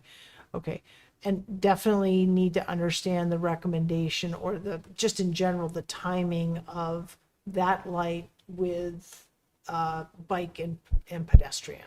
Because I know it was proposed that it's like an all stop, and I just, that made me go, oh God, traffic is already bad enough. I'm not sure that that's the right proposal, but I guess we'll look at it. So, okay, thank you. I promise that's all I had. I just have one further question, back to, I think, where I started, but so if you go back one more, sorry, on the thing. Nope. Or maybe it's forward. Nope, forward. Yeah, right there. So what do we have today for most of East Main? So we're going to 1111 4-foot shoulders. What do we don't have 4-foot shoulders there today, I don't believe. We don't, but we have wider lanes. So the distance is still about the same. It's shown 50 here. Or sorry, 30. So 11 plus 4, so Yeah. 30. Yep. So it's about 30. I mean, it is variable, the length of the road, but it's Right, so I think that's my question. about So what right- it is right now. Yeah, so right now the travel lanes are wider than 11. And Yes. The shoulders are small. In many places, yes. That's helpful because, again, yes, we're putting the path in, it's great, but if someone is a high-speed cyclist doing stuff, now we're creating a little bit more ability for a cyclist to be on the road because we have a 4-foot shoulder that doesn't exist today. It's kind of where I'm going. So I understand the 8-foot versus 10. I understand it came from B-Well, but I think we're also getting improvements here by getting.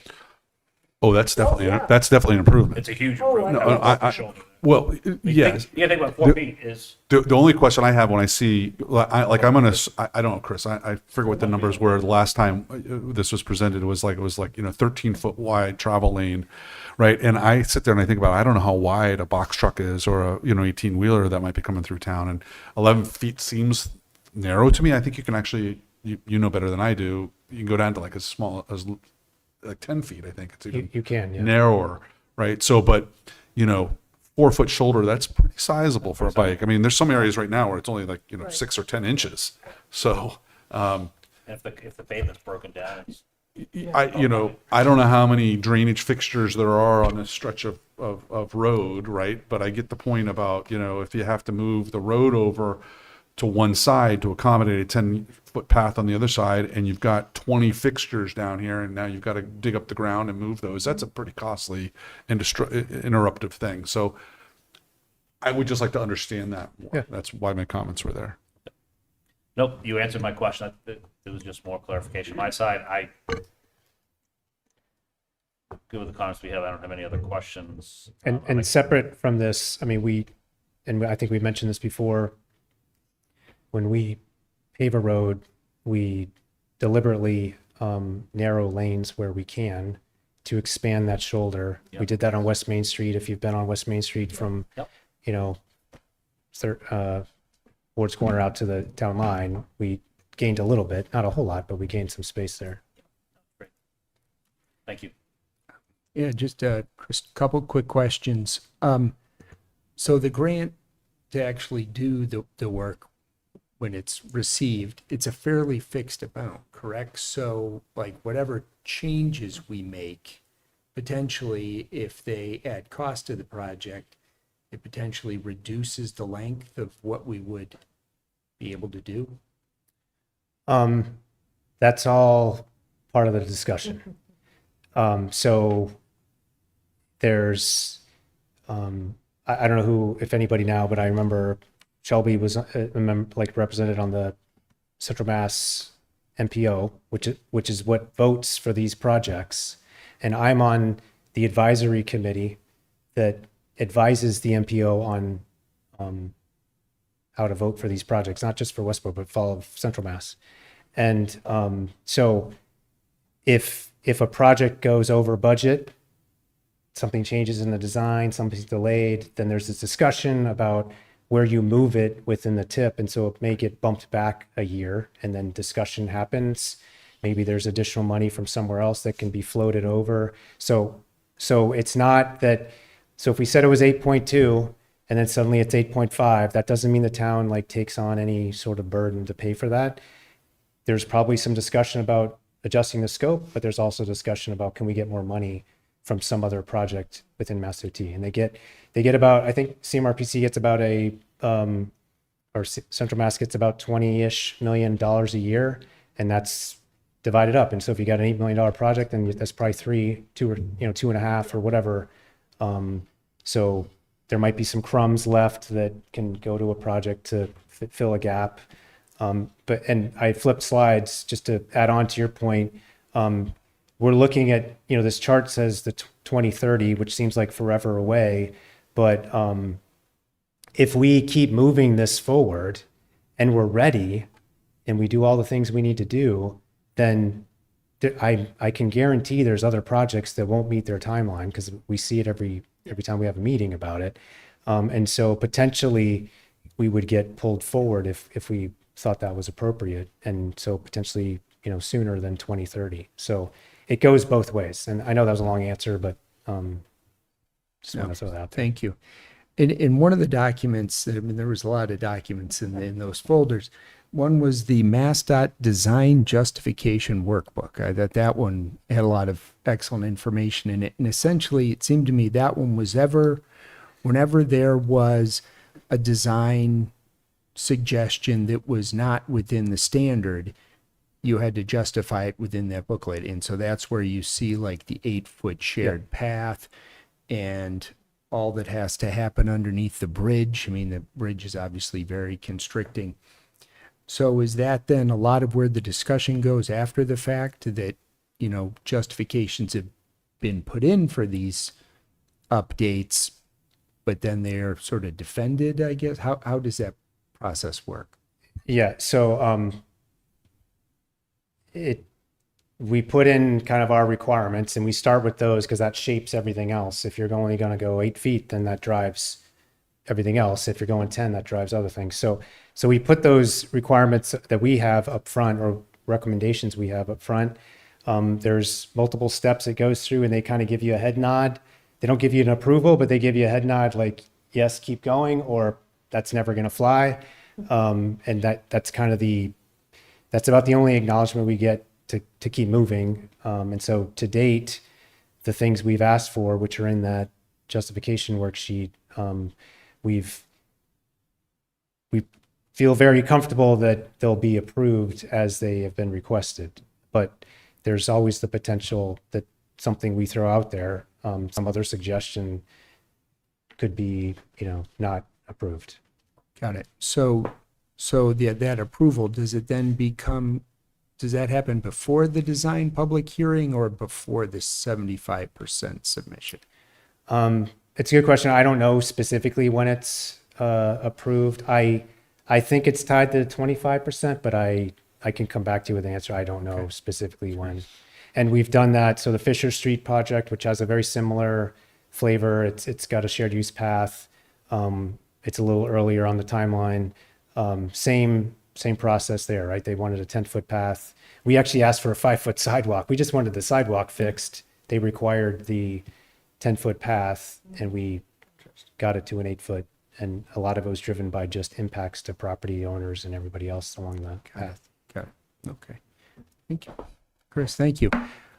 So for this board, so we have the ATSC's recommendations, pass those forward to the team as provided, and then based on the comments today, do we want to summarize what other additional comments we had, or were you just sort of kind of reviewing the ATSC's submission? Do we want to separately provide remarks? So I guess I would say that we're providing the ATS, or my view is we're providing the ATSC's recommendations for consideration, not for support, because we don't really know like what's practical and feasible. Right. I feel like, God, I hate to repeat any of all of that. Yeah. I feel like I've made comments. Hopefully Amanda captured those, generally speaking, and we're on tape just like that. plan. Yeah, just like Yeah. the site plan. Yeah. That's my expectation as well. Absolutely. Yep. Okay. Okay. So no vote necessary. We are good to go? Yeah, I mean, I think this is great. The only one thing, just in case we need to go back and reference it, I'm wondering if, Chris, your presentation, as well as even just the design justification workbook, could be in our packet, like specifically as attachments In what packet? in our select board packet, if we have to go back and reference it. One document is 15 megs. The workbook is in there, it's a link to your. So we'll continue to be able to access the link, right? But could we just add that presentation? Yeah. Thanks. That's Yeah, we add everything to Okay, the folder thanks. once we have it. Yeah. Okay. That's it. I just have, sorry, one comment just on that packet. I had no expectation that you would read 1,000 pages. I mean, that's Thank many you. weeks of review. I met your expectations. We provided it because we knew you were going to get comments, and we just wanted you to know that, what it was referencing. But those 25% design, like that level of design happens on all kinds of projects. You're seeing it because of the process we have. I appreciate the but information. that's great. sort of routine. It's just not routine that you would typically get that The level of ones with the detail. colored pictures and the colors we could understand, so. Chris, thank you very much. Thanks. Much appreciated. Okay. Thank you. Great, Meeting. thank you. All right, next we have item number 10. Review of on-street parking near driveways in the downtown area.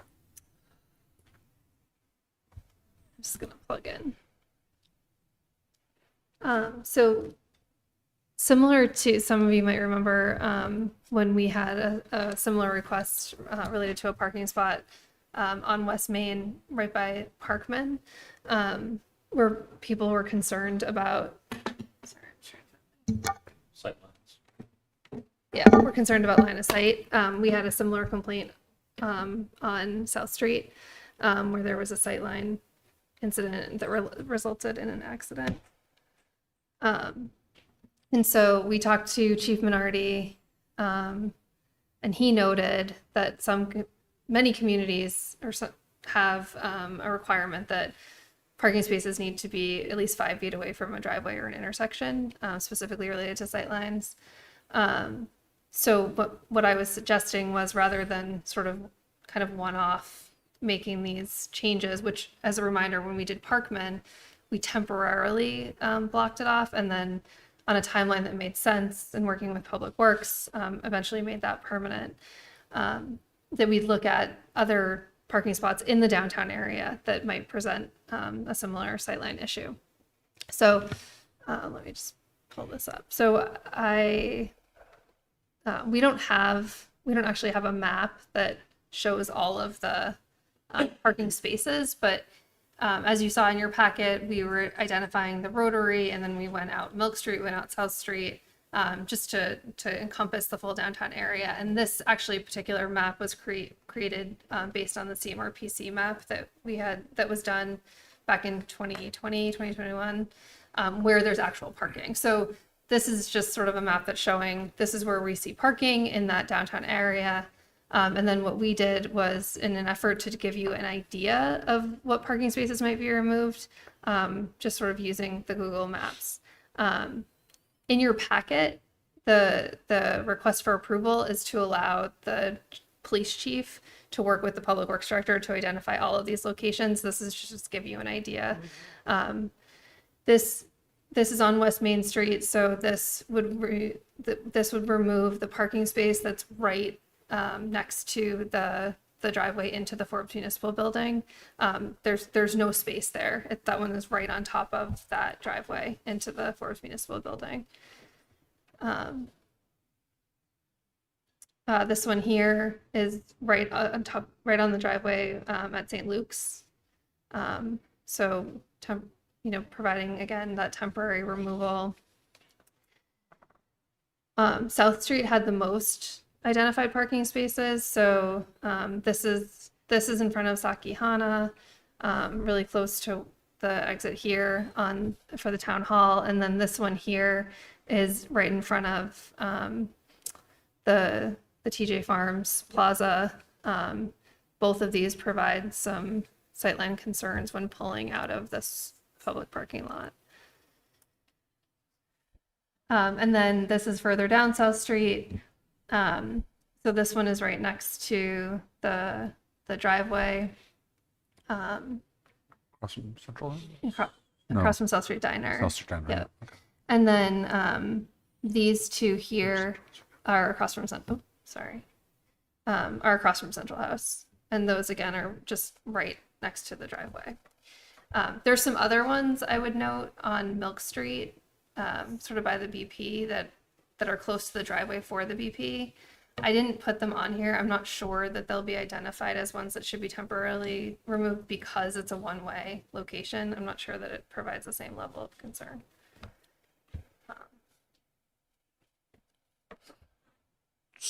Would you like some thoughts? Yes. Yes, so I'm sorry that the person that, the accident, I'm glad, I hope everyone's reasonably okay, but always a hassle and scary when someone gets hit.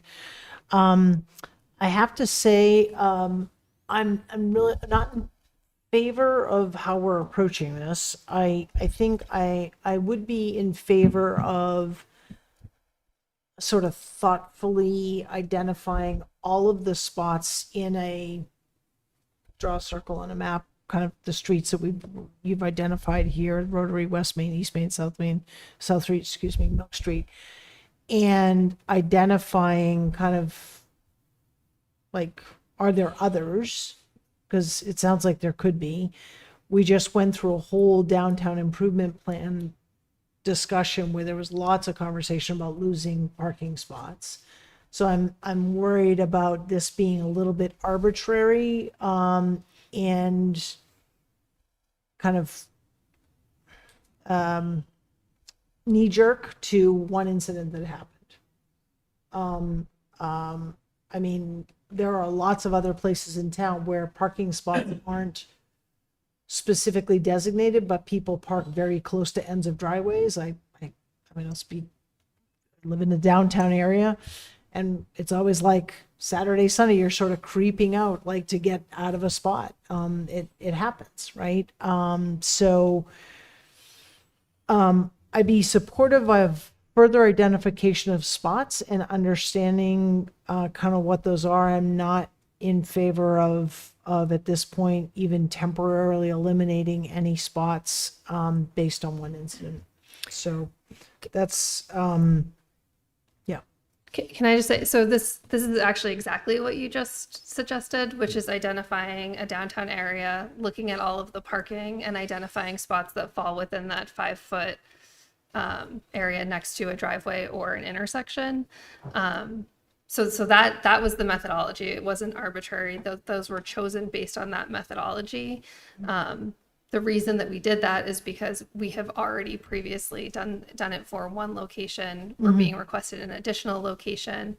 There was discussion about, should we be asking you, instead of doing this, which is a more temporary approach that could just could illustrate what it might look like if you decided to make it permanent. Alternatively, you could update the traffic rules and regulations to make it a requirement across town or across all of the downtown, inclusive of the streets that you're mentioning where it's not. Yep. And that felt like sort of not the same baby step, I guess, that we're proposing here, which is more temporary. Yeah. So no, I appreciate the process where I said it felt like we had still some more work to go. As you mentioned, there might be some other places on, I thought you said Milk Street. I mean, West Main, it says here Rotary to Golf Course. I don't know if there are definitely parking spots on the westbound side that are right near driveways, right across from St. Luke's, I'm pretty sure, and put money on it, that are within that 5 feet. I could be wrong. I also think about right at St. Luke's, that first parking spot is heavily used by people who have mobility issues, and eliminating that, I think, would be a little bit of political suicide, to be honest with you.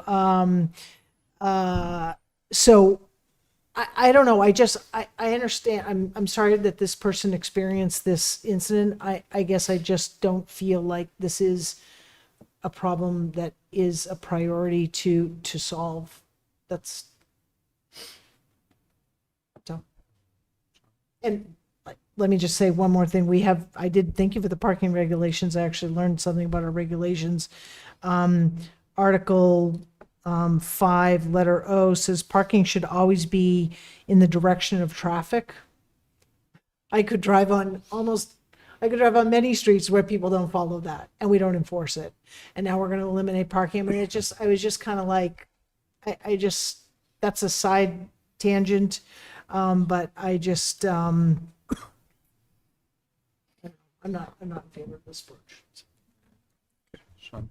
Yeah, thank you. Yes, Patrick. So, Christy, am I correct in what I heard you say is that this is kind of a sample? The idea is to broaden it out, to really have the staff go identify all of the spots that might, is that a correct understanding? Or is this? I thought this was. Yes, yes, that there could be maybe one or two more, but this is the entirety of of the area that we identified in the packet. And these are the spots that have been identified. So, you certainly wouldn't have to do all of them.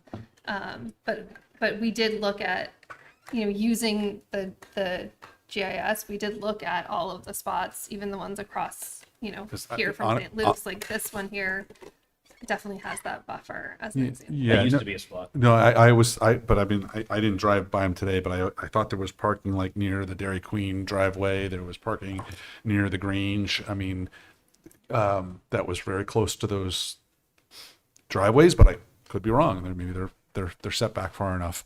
My question on this was similar to Shelby, but not quite so far.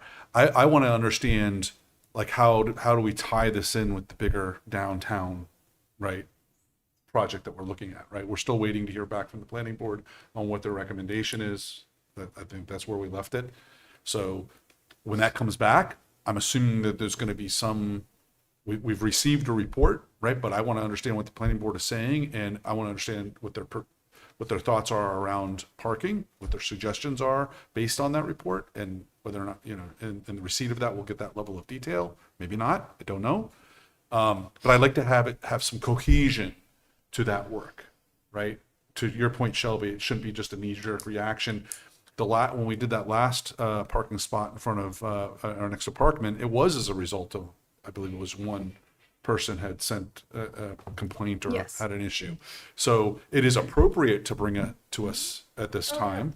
But when we're talking about significantly more, half a dozen or more parking spaces here, I think that we need to have a more cohesive plan to it, and it should attach to our bigger, overall downtown strategy, where we may in fact eliminate some or all of these through that process. So that's my expectation. No, thank you. Ian? Guess I'm gonna come out. I disagree. I think what we're doing here, I appreciate coming through. And I think what it's doing is, again, exactly what we did over there, but it allows us, we're not taking it away. It's temporary restrictions that then allow us to get feedback.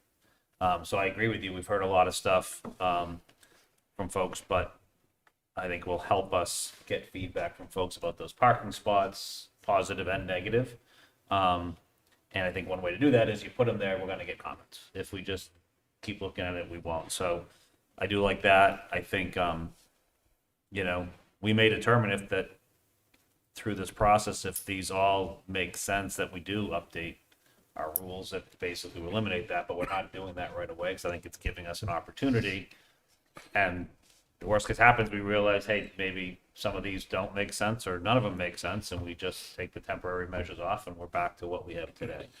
To the point, definitely understand it. Patrick, we have all this stuff going on there, but I look at this as really kind of a safety issue. And yes, it was one accident. We didn't have an accident over on at the library, but we did look into it. So I'm supportive of doing it to learn more and to get comments back from folks. And I like doing it as a temporary measure because we're not changing something until we get feedback. Yeah, there's certainly some merit to what you're saying. I mean, we're not going to be jumping on it tomorrow, whatever the plan comes back for the downtown project, right? So can we get some learnings from this and kind of then apply those later? I see some logic to that, Ian. Yeah.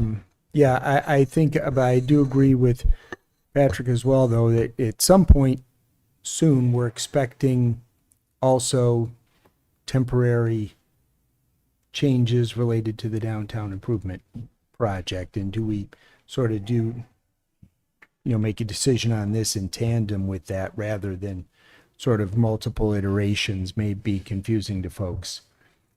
I look at, if you put back up, I think, like those two spots across from the central house, right?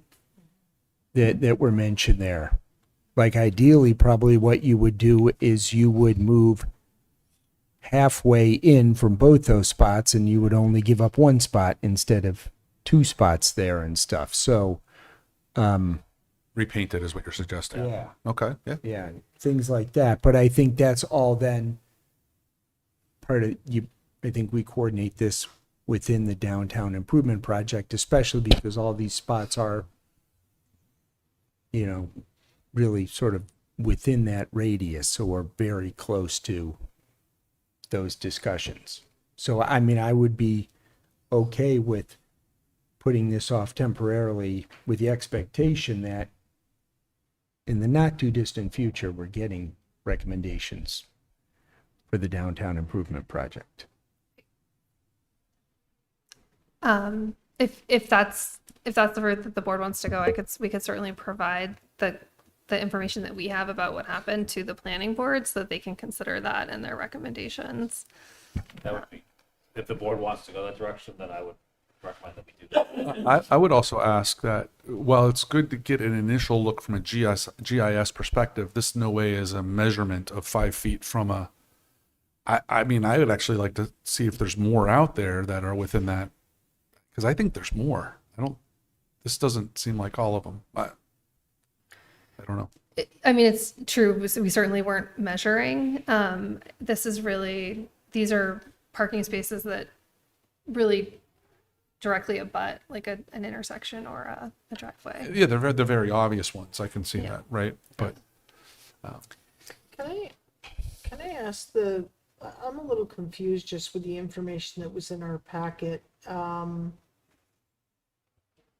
There was a violation ticket, but that doesn't seem to align with the person that was involved in the said incident. No, I think it was noted that for item 12 that's in that, it was showing us that we already have on our ticket the ability to fine somebody $15 for parking within 5 feet of a private road driveway. I'm sorry. Okay. Yeah. Sorry, I missed that.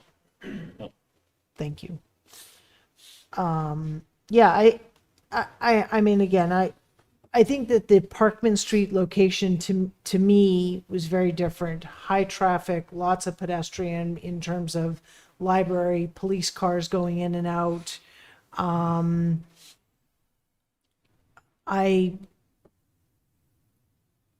I think this is a good start and something that I think we need to work toward. I just don't think that we need to start eliminating parking spots even temporarily because of one incident. can we revisit this when we get the planning board? Yeah. I don't know if everybody's taken a look yet at the report. I mean, I total transparent. I have not taken time to look at it, right? But I also want to hear their feedback and whatever additional information we get. And then I think that gives us a more From the educated. downtown improvement document Yes, we just got? and that gives us more information to then say, hey, what do we want to do here? Even though implementation of anything from that might be years out, we could still put this in place in the interim. To Ian's point, get some learnings on it over 6 months, a year, or whatever it is, and then move forward from there. I don't want to be hasty on this, and I don't think there's any imminent danger, I'll say, knock on wood, right now that's super urgent on this. And my understanding is that recommendation or whatnot from the planning board is forthcoming in the coming weeks, months. I don't know their timeline. I know that they Okay. just that came in, I think that came in last week, so I don't know what their timeline is, but that was the process that this board agreed to with the Right. planning board. Yeah. Yeah, so hopefully soon. So are folks okay with forwarding this over to, For them for their consideration. for their part of it. consideration as Yeah. part of their broader? Yeah, I think for consideration, not a recommendation. Right, yep. Okay. So, motion, so moved. Yes, so I would move to forward this information that's in our packet to the planning board for consideration as they evaluate potential next steps as part of the downtown improvement plan. Seconded. All right, any further Good comment? motion.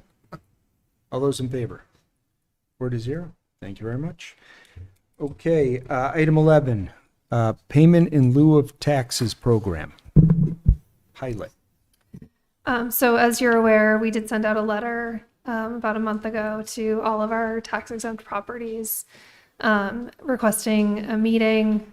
We've held one meeting. We met with Tufts University. We have talked to several of them who had questions. But we had one meeting with Tufts University, which Patrick attended. And one of the things that the purpose of these meetings was really to work on establishing some sort of pilot program. And so I think Tufts was actually a really good partner to start with because they have a lot of experience in pilot programs in other communities.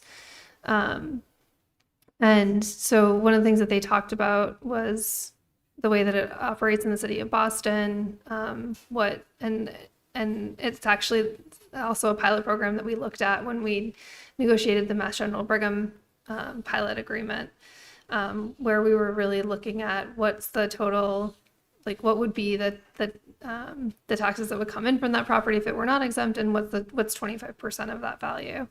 And so when we started looking at the questions that we were receiving from some of the other tax exempt properties, it seemed that we were at a point where if we could put a program together, then we would reach back out to these exempt properties so that they would have a better understanding of the direction that we were headed in. We had hoped they would be part of the conversation about creating that program. But I think there's a lot of questions. There's also several properties that 25% is pretty low, as you can see in your packet.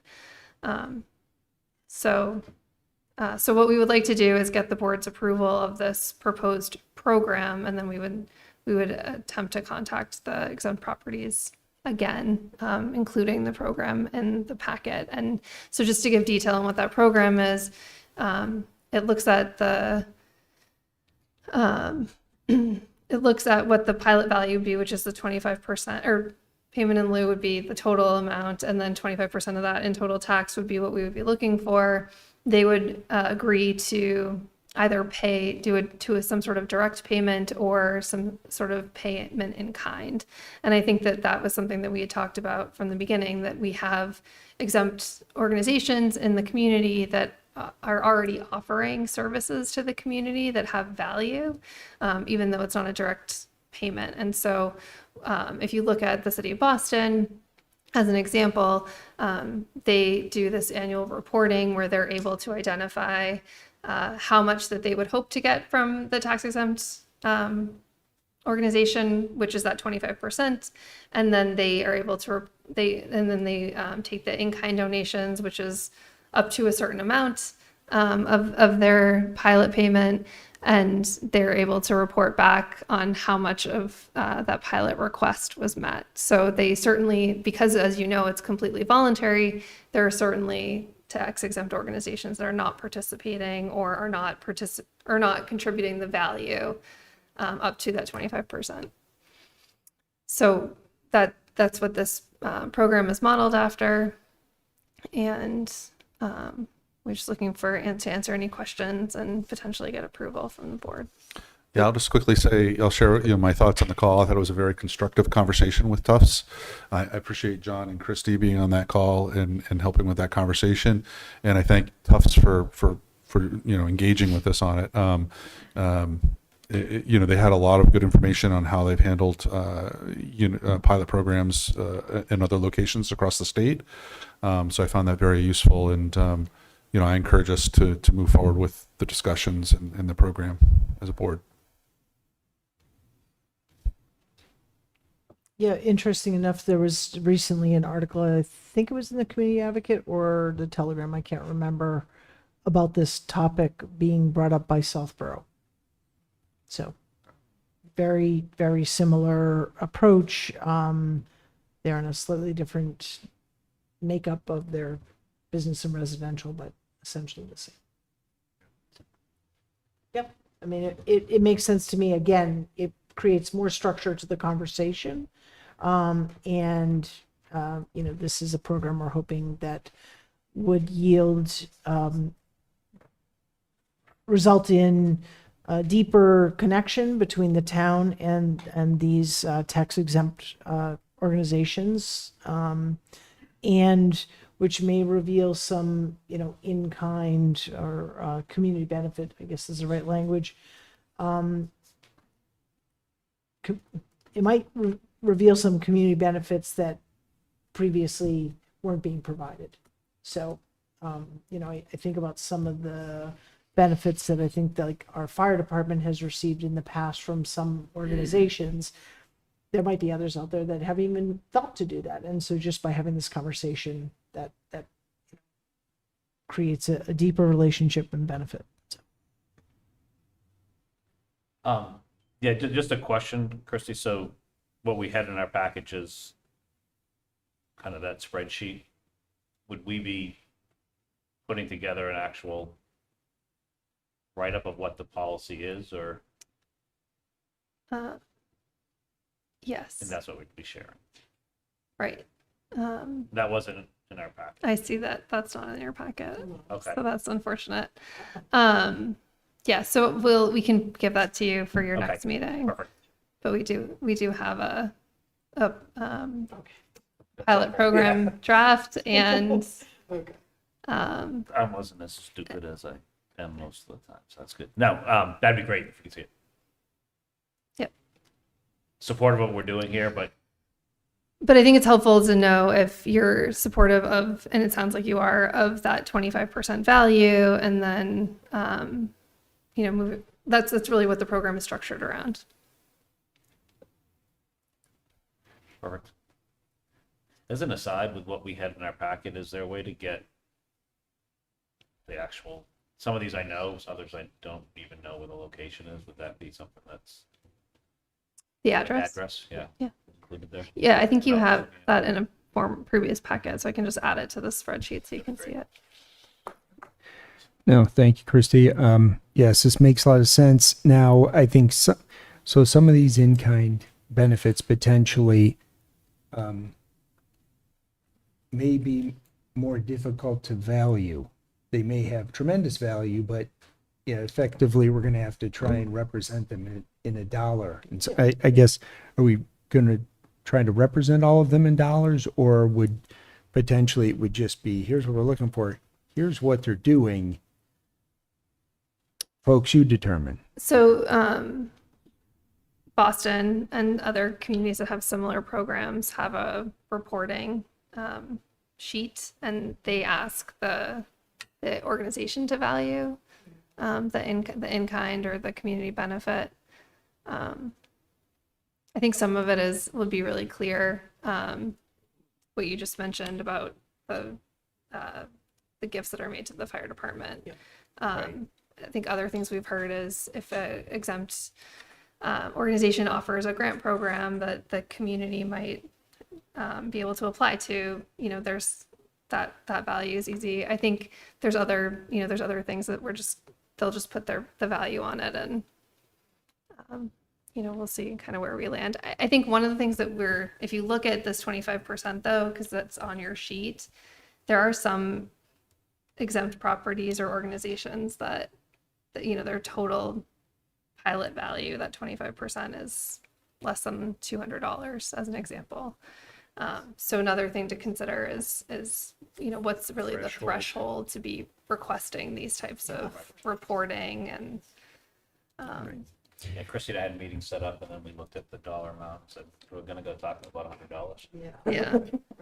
But I still think that, again, there could be opportunities to have a conversation and just even make them aware that we're having the discussion. We understand it might be below like kind of this 25% threshold, but if they're interested in engaging in the town in ways that might create connections, I don't know.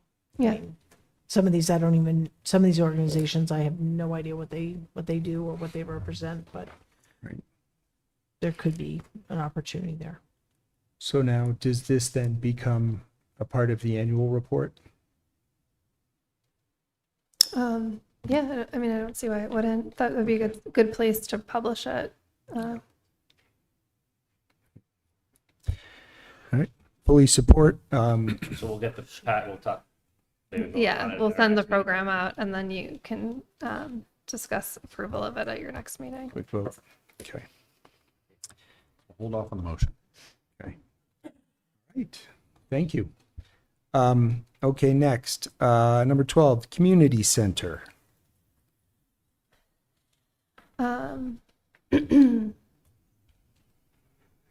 I included in your packet the community meetings that we've been advertising, and there's a few different opportunities to engage. We had the farmers market. We'll be back at the farmers market, and then we have one meeting at the end of August, and then 2 in September. Really trying to meet our timeline for the annual town meeting, but also recognizing that the summers are really difficult for people. So we were able to get those in kind of after Labor Day, which I think is good timing. What I wanted to bring up under this agenda item is that most renovation or new construction projects are managed by a building committee. So this building renovation, the new fire station, the library, all the school projects are managed by building committees that are established for that purpose, or by the municipal building committee, which did the non-school and library projects. So the municipal building committee was established at the 2005 town meeting. And so I just wanted to mention, it says the committee is charged with overseeing new municipal construction and, at the request of the town manager, repair and reconstruction of existing buildings. And then in 2007, we amended the membership to be 7 members. You did work with the municipal building committee on this project before it was paused. It had some joint meetings, some discussion. The municipal building committee understood that the select board was really creating the programmatic pieces of the building and how it would be used. And then at some point it would be transferred over to the municipal building committee. Typically, the municipal building committee is a sponsor of the warrant article because they authorize all the payments at their meetings. And so we haven't really been using the municipal building committee on this project or any other project because the golf course was also paused. This has been paused. So we have 4 members currently on that committee, Ian being one of them. What I would like to do is I would like to seat the full committee. It's my appointment, but I want to work with the board on, that transition, and then get them up to speed on where we're at with this project, make sure that they understand, specifically having the alternatives that we might be proposing when we go out to bid. I think that they should have some input into that, possibly another joint meeting, and then really transitioning the project, assuming that it's approved at town meeting. So with that being said, I just wanted to make sure that the board was aligned in that plan, because I do think it's really important to get that committee back together. I think it's important for them to understand the project. I think the select board has a role up until we go out to bid. And then Ian would sit as your representative on that committee. It's not required, but one thing that we did more recently was ask the AFC to have a representative on that committee, so I'm going to ask them again. And then one thing that we've done traditionally is we've had a building user usually at the department head level as part of that committee. So we had Chief Gordon was on there when we were doing the police station. We had Cal Lawrence was on the municipal building committee when we were doing the fire station, because they're able to provide feedback if something comes up in the construction or just on how to use the building. So I'd probably be looking to fill another seat with a building user, and then we would need one additional member. Christy, is it possible? You probably saw my face scrunch up. I guess my only concern there is that person is, most likely not a taxpayer. I know we have plenty of committees where we have people that are voting members and they can influence spending. This is a big one, and I guess could that person be advisory to the committee but not like a voting member, someone that is a user of the building, like you said? Yeah, they could be. I mean, I think even the library director, I believe, is the library director on the library building committee? Yes. Oh, she Yeah, is. I mean, so And that it was the superintendent on the school building committees? Yeah. All right, point made. Thank you.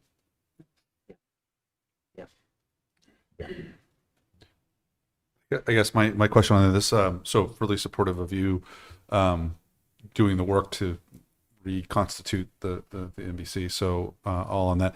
But my question was more around the sponsoring of a future article. Is there really a requirement? This is such a big project. I kind of thought that this would be sponsored by the select board.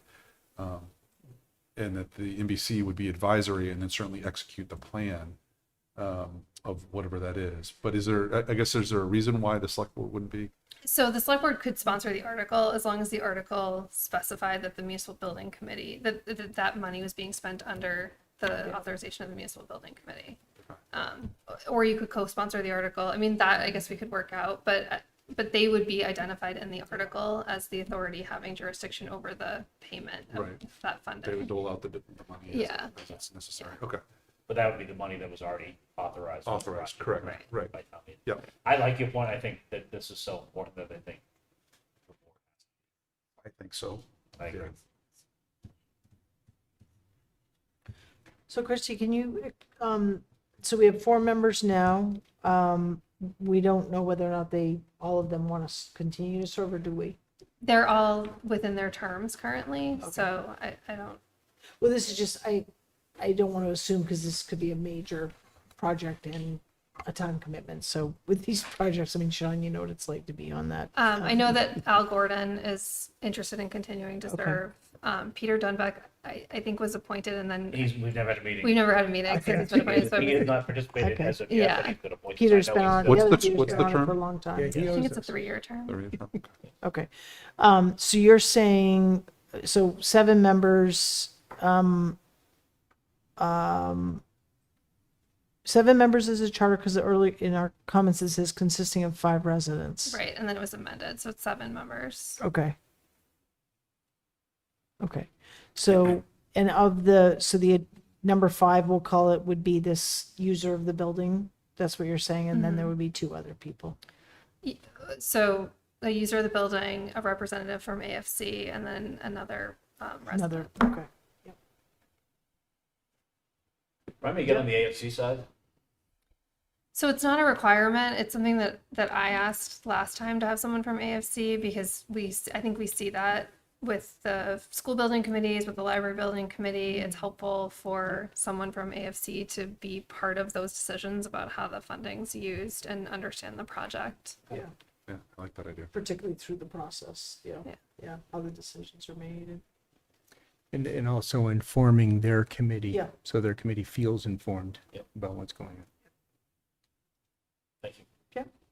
So, Yep, AFC member on the library building committee. Okay, so no We vote. had an AFC number prior to the initial building.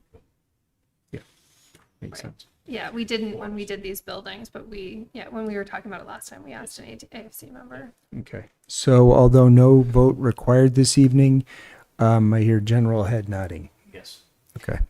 Yeah, I can hear it. can I ask, in terms of your appointment on the department, seat, that because this is really taking into account the first floor in the senior center, is it fair to say that that would be, your expectation would be that would be Kendra? Yes. Okay, Yeah. okay.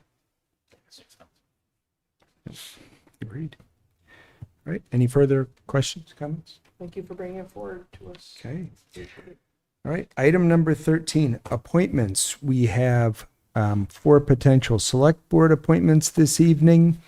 With Ida Schumann to the Youth Commission, Mahi Srivastava to Sustainable Westborough, George Banan to the Economic Development Committee, Pankov Srisagar to the Veterans Advisory Board, and then town manager appointments with concurrence of the select board, Melinda McKendrick and Shannon Murphy. I believe we have at least one individual here for one of these appointments. Do we want to hear from individuals prior to, if they're interested in coming up to speak? All right. Anybody in attendance would be interested in speak? Yes. Melinda, first, the gentleman behind you. Thank you.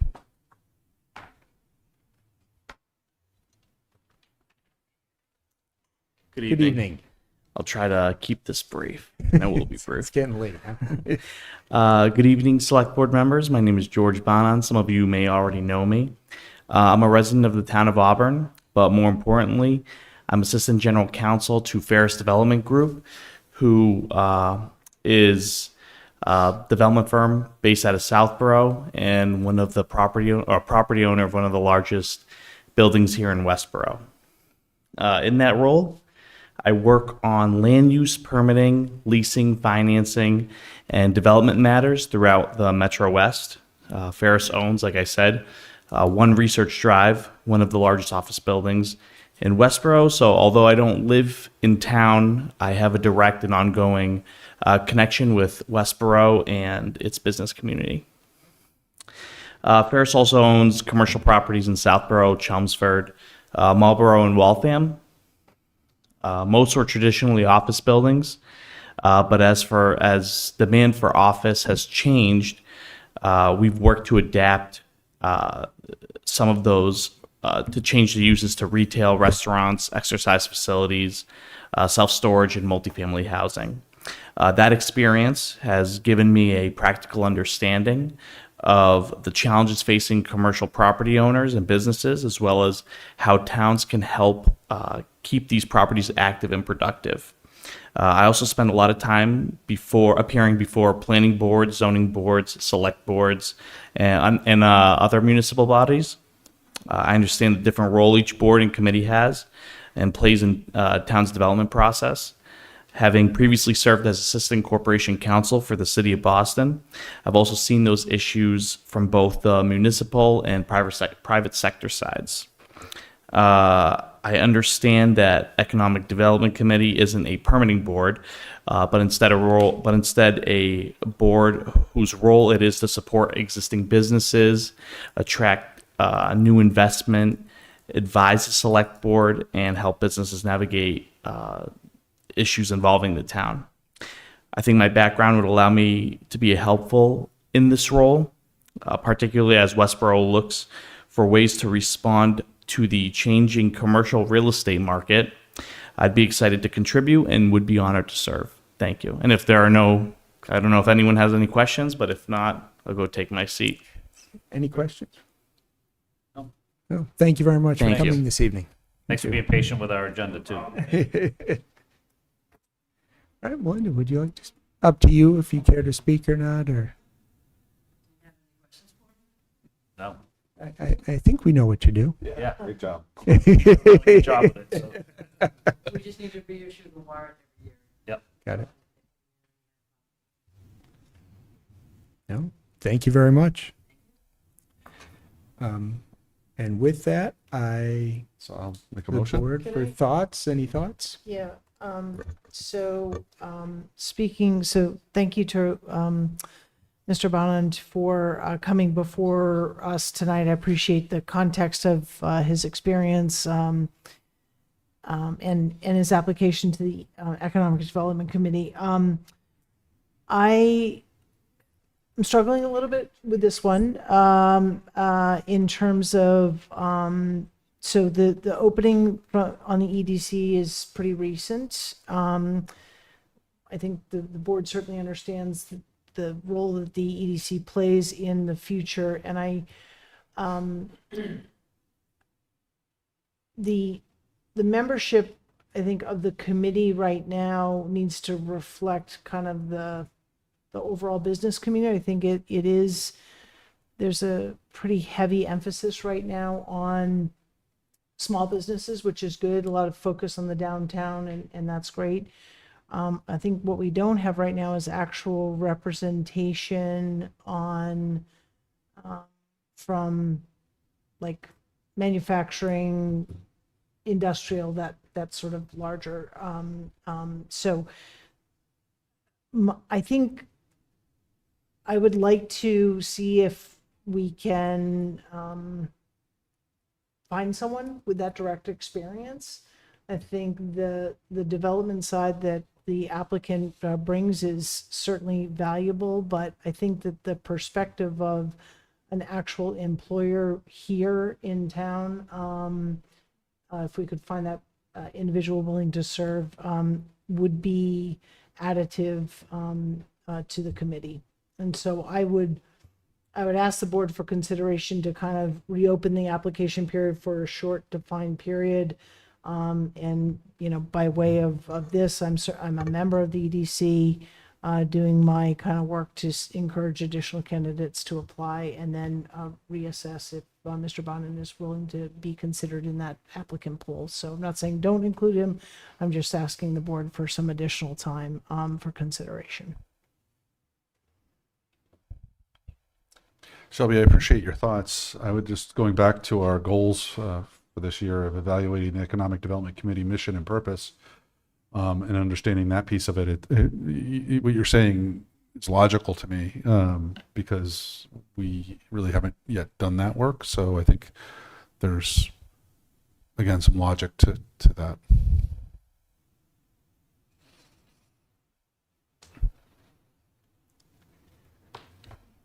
I know we have, I believe Mr. Raley is still on the committee. I think he represents an industrial business in town.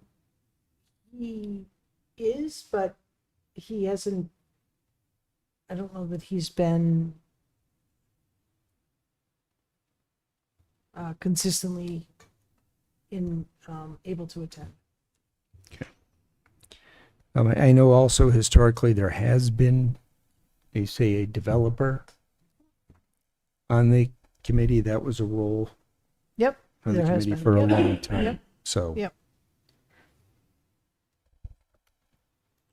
Yeah, I appreciate the comments, but my take is Mr. Bonan's here, put the application in.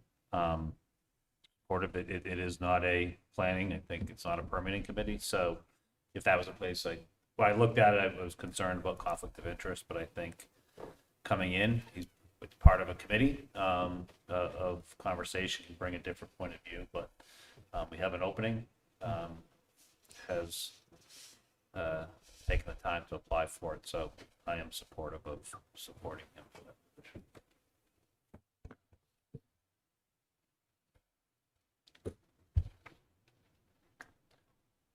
Okay. I can make motions. I think we've done it before as individually if you want. Sure. That'd be Does that great. work? Yep. That'd be great. Thank you. Thank you. Yeah, I know. I'm going to scroll back to that too. That's resumes. Okay. So I'll start. The move to appoint Bethita Schumann to the Youth Commission for a term ending June 30th, 2029. Seconded. okay, all those in favor? Okay, I move to appoint George Bonin, hopefully I got that right, to the Economic Development Committee for a term ending June 30th, 2029. I'll second it. Any further comment? All those in favor? 2. All those opposed? 2. The motion does not pass. Okay. All right. I would move to appoint Mahi Srivastava to Sustainable Westborough as an associate member for a term ending June 30th, 2027. Can I get a second? Oh, Second? all those in favor? 4-0. I would move to appoint Pankaj Kashirsaga to the Veterans Advisory Board for a term ending June 30th, 2027. Seconded? All those in favor? And then I would move to reappoint Melinda McKendrick and Shannon Murphy as animal control officers with a term ending June 30th, 2027, and authorize the select board chair to execute the associated warrant. Seconded? All those in favor? All right, thank you. What about Shannon Murphy? I did those two. Oh, that was in, okay, sorry, They're both animal I was control writing officers, names, sorry, sorry. I said Melinda and Shannon. Okay. Oh, and I apologize because I've been working off an old copy of the agenda. We are passing over the item 13, update job descriptions and classifications till our next meeting. Oh. Sorry about I that. assume that. Okay. We have meeting minutes for June 23rd, June 29th, and July 6th. Move the approval of those meeting minutes, please. Seconded? Okay, any comment? All those in favor? All right, Amanda, thank you very much. And our town manager report.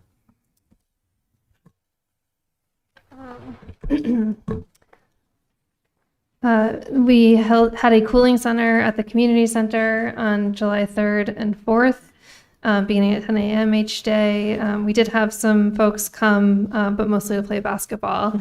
So we didn't have anyone identifying the need to seek relief, but we really appreciate the staff for making themselves available to come in, especially on a holiday weekend.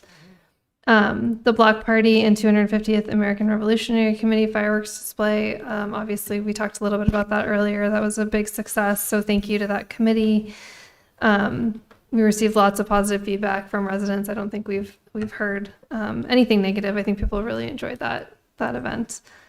As an update for the fire chief search, we had our first meeting, the search committee on July 9th, where we just talked about the process and timeline.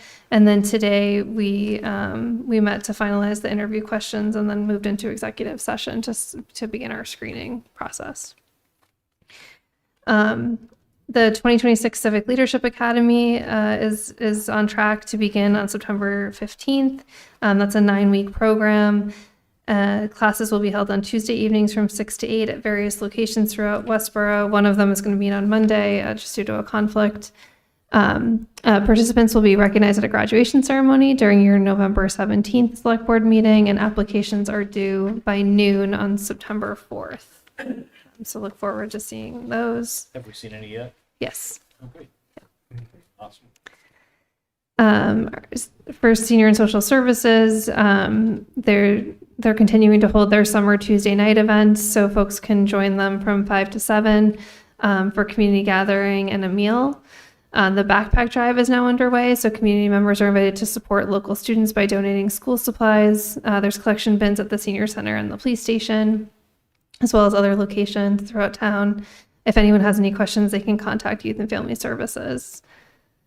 The police department is pleased to announce the appointment of our newest patrol officer, Grant Murtaugh, effective July 1st. He joins the department as a lateral transfer from the Boylston Municipal Police Academy. He graduated from the Boylston Municipal Police Academy in 2020 and served as a patrol officer for Hardwick and New Braintree. The Recreation Department is reporting that in June, the Westborough Golf Course had 7,911 rounds of golf and a total occupancy rate of 87%. The total revenue for June is up from last year, so up $98,000 from last year. In the Public Health Department, they're doing the beach water testing, and all results to date have been within acceptable levels. They're also conducting a maternal health survey, which is available on the website and has been posted to Facebook. We're a member of the Greater Boroughs Partnership for Health. So that partnership has released a promotional video that's been on the town's website and Facebook. So folks can learn more about it. And then that partnership is also working on a strategic plan, which will be presented when it's complete. The planning department, the regional walk audit training will take place on August 28th from 9 to noon. Westborough will host participants from Shrewsbury, Northborough, Grafton, and Hopkinton for a regional Train the Trainer walk audit workshop. The active transportation project, or the active transportation plan project, has officially kicked off, with existing conditions being evaluated throughout the summer and a community workshop tentatively planned for September. Construction is underway on the Otis Street corridor project. Current work includes excavation, and motorists should expect lane shifts and periodic alternating one-way traffic. Project updates are available on the town's transportation page, and there's a link here on the report that folks can click on.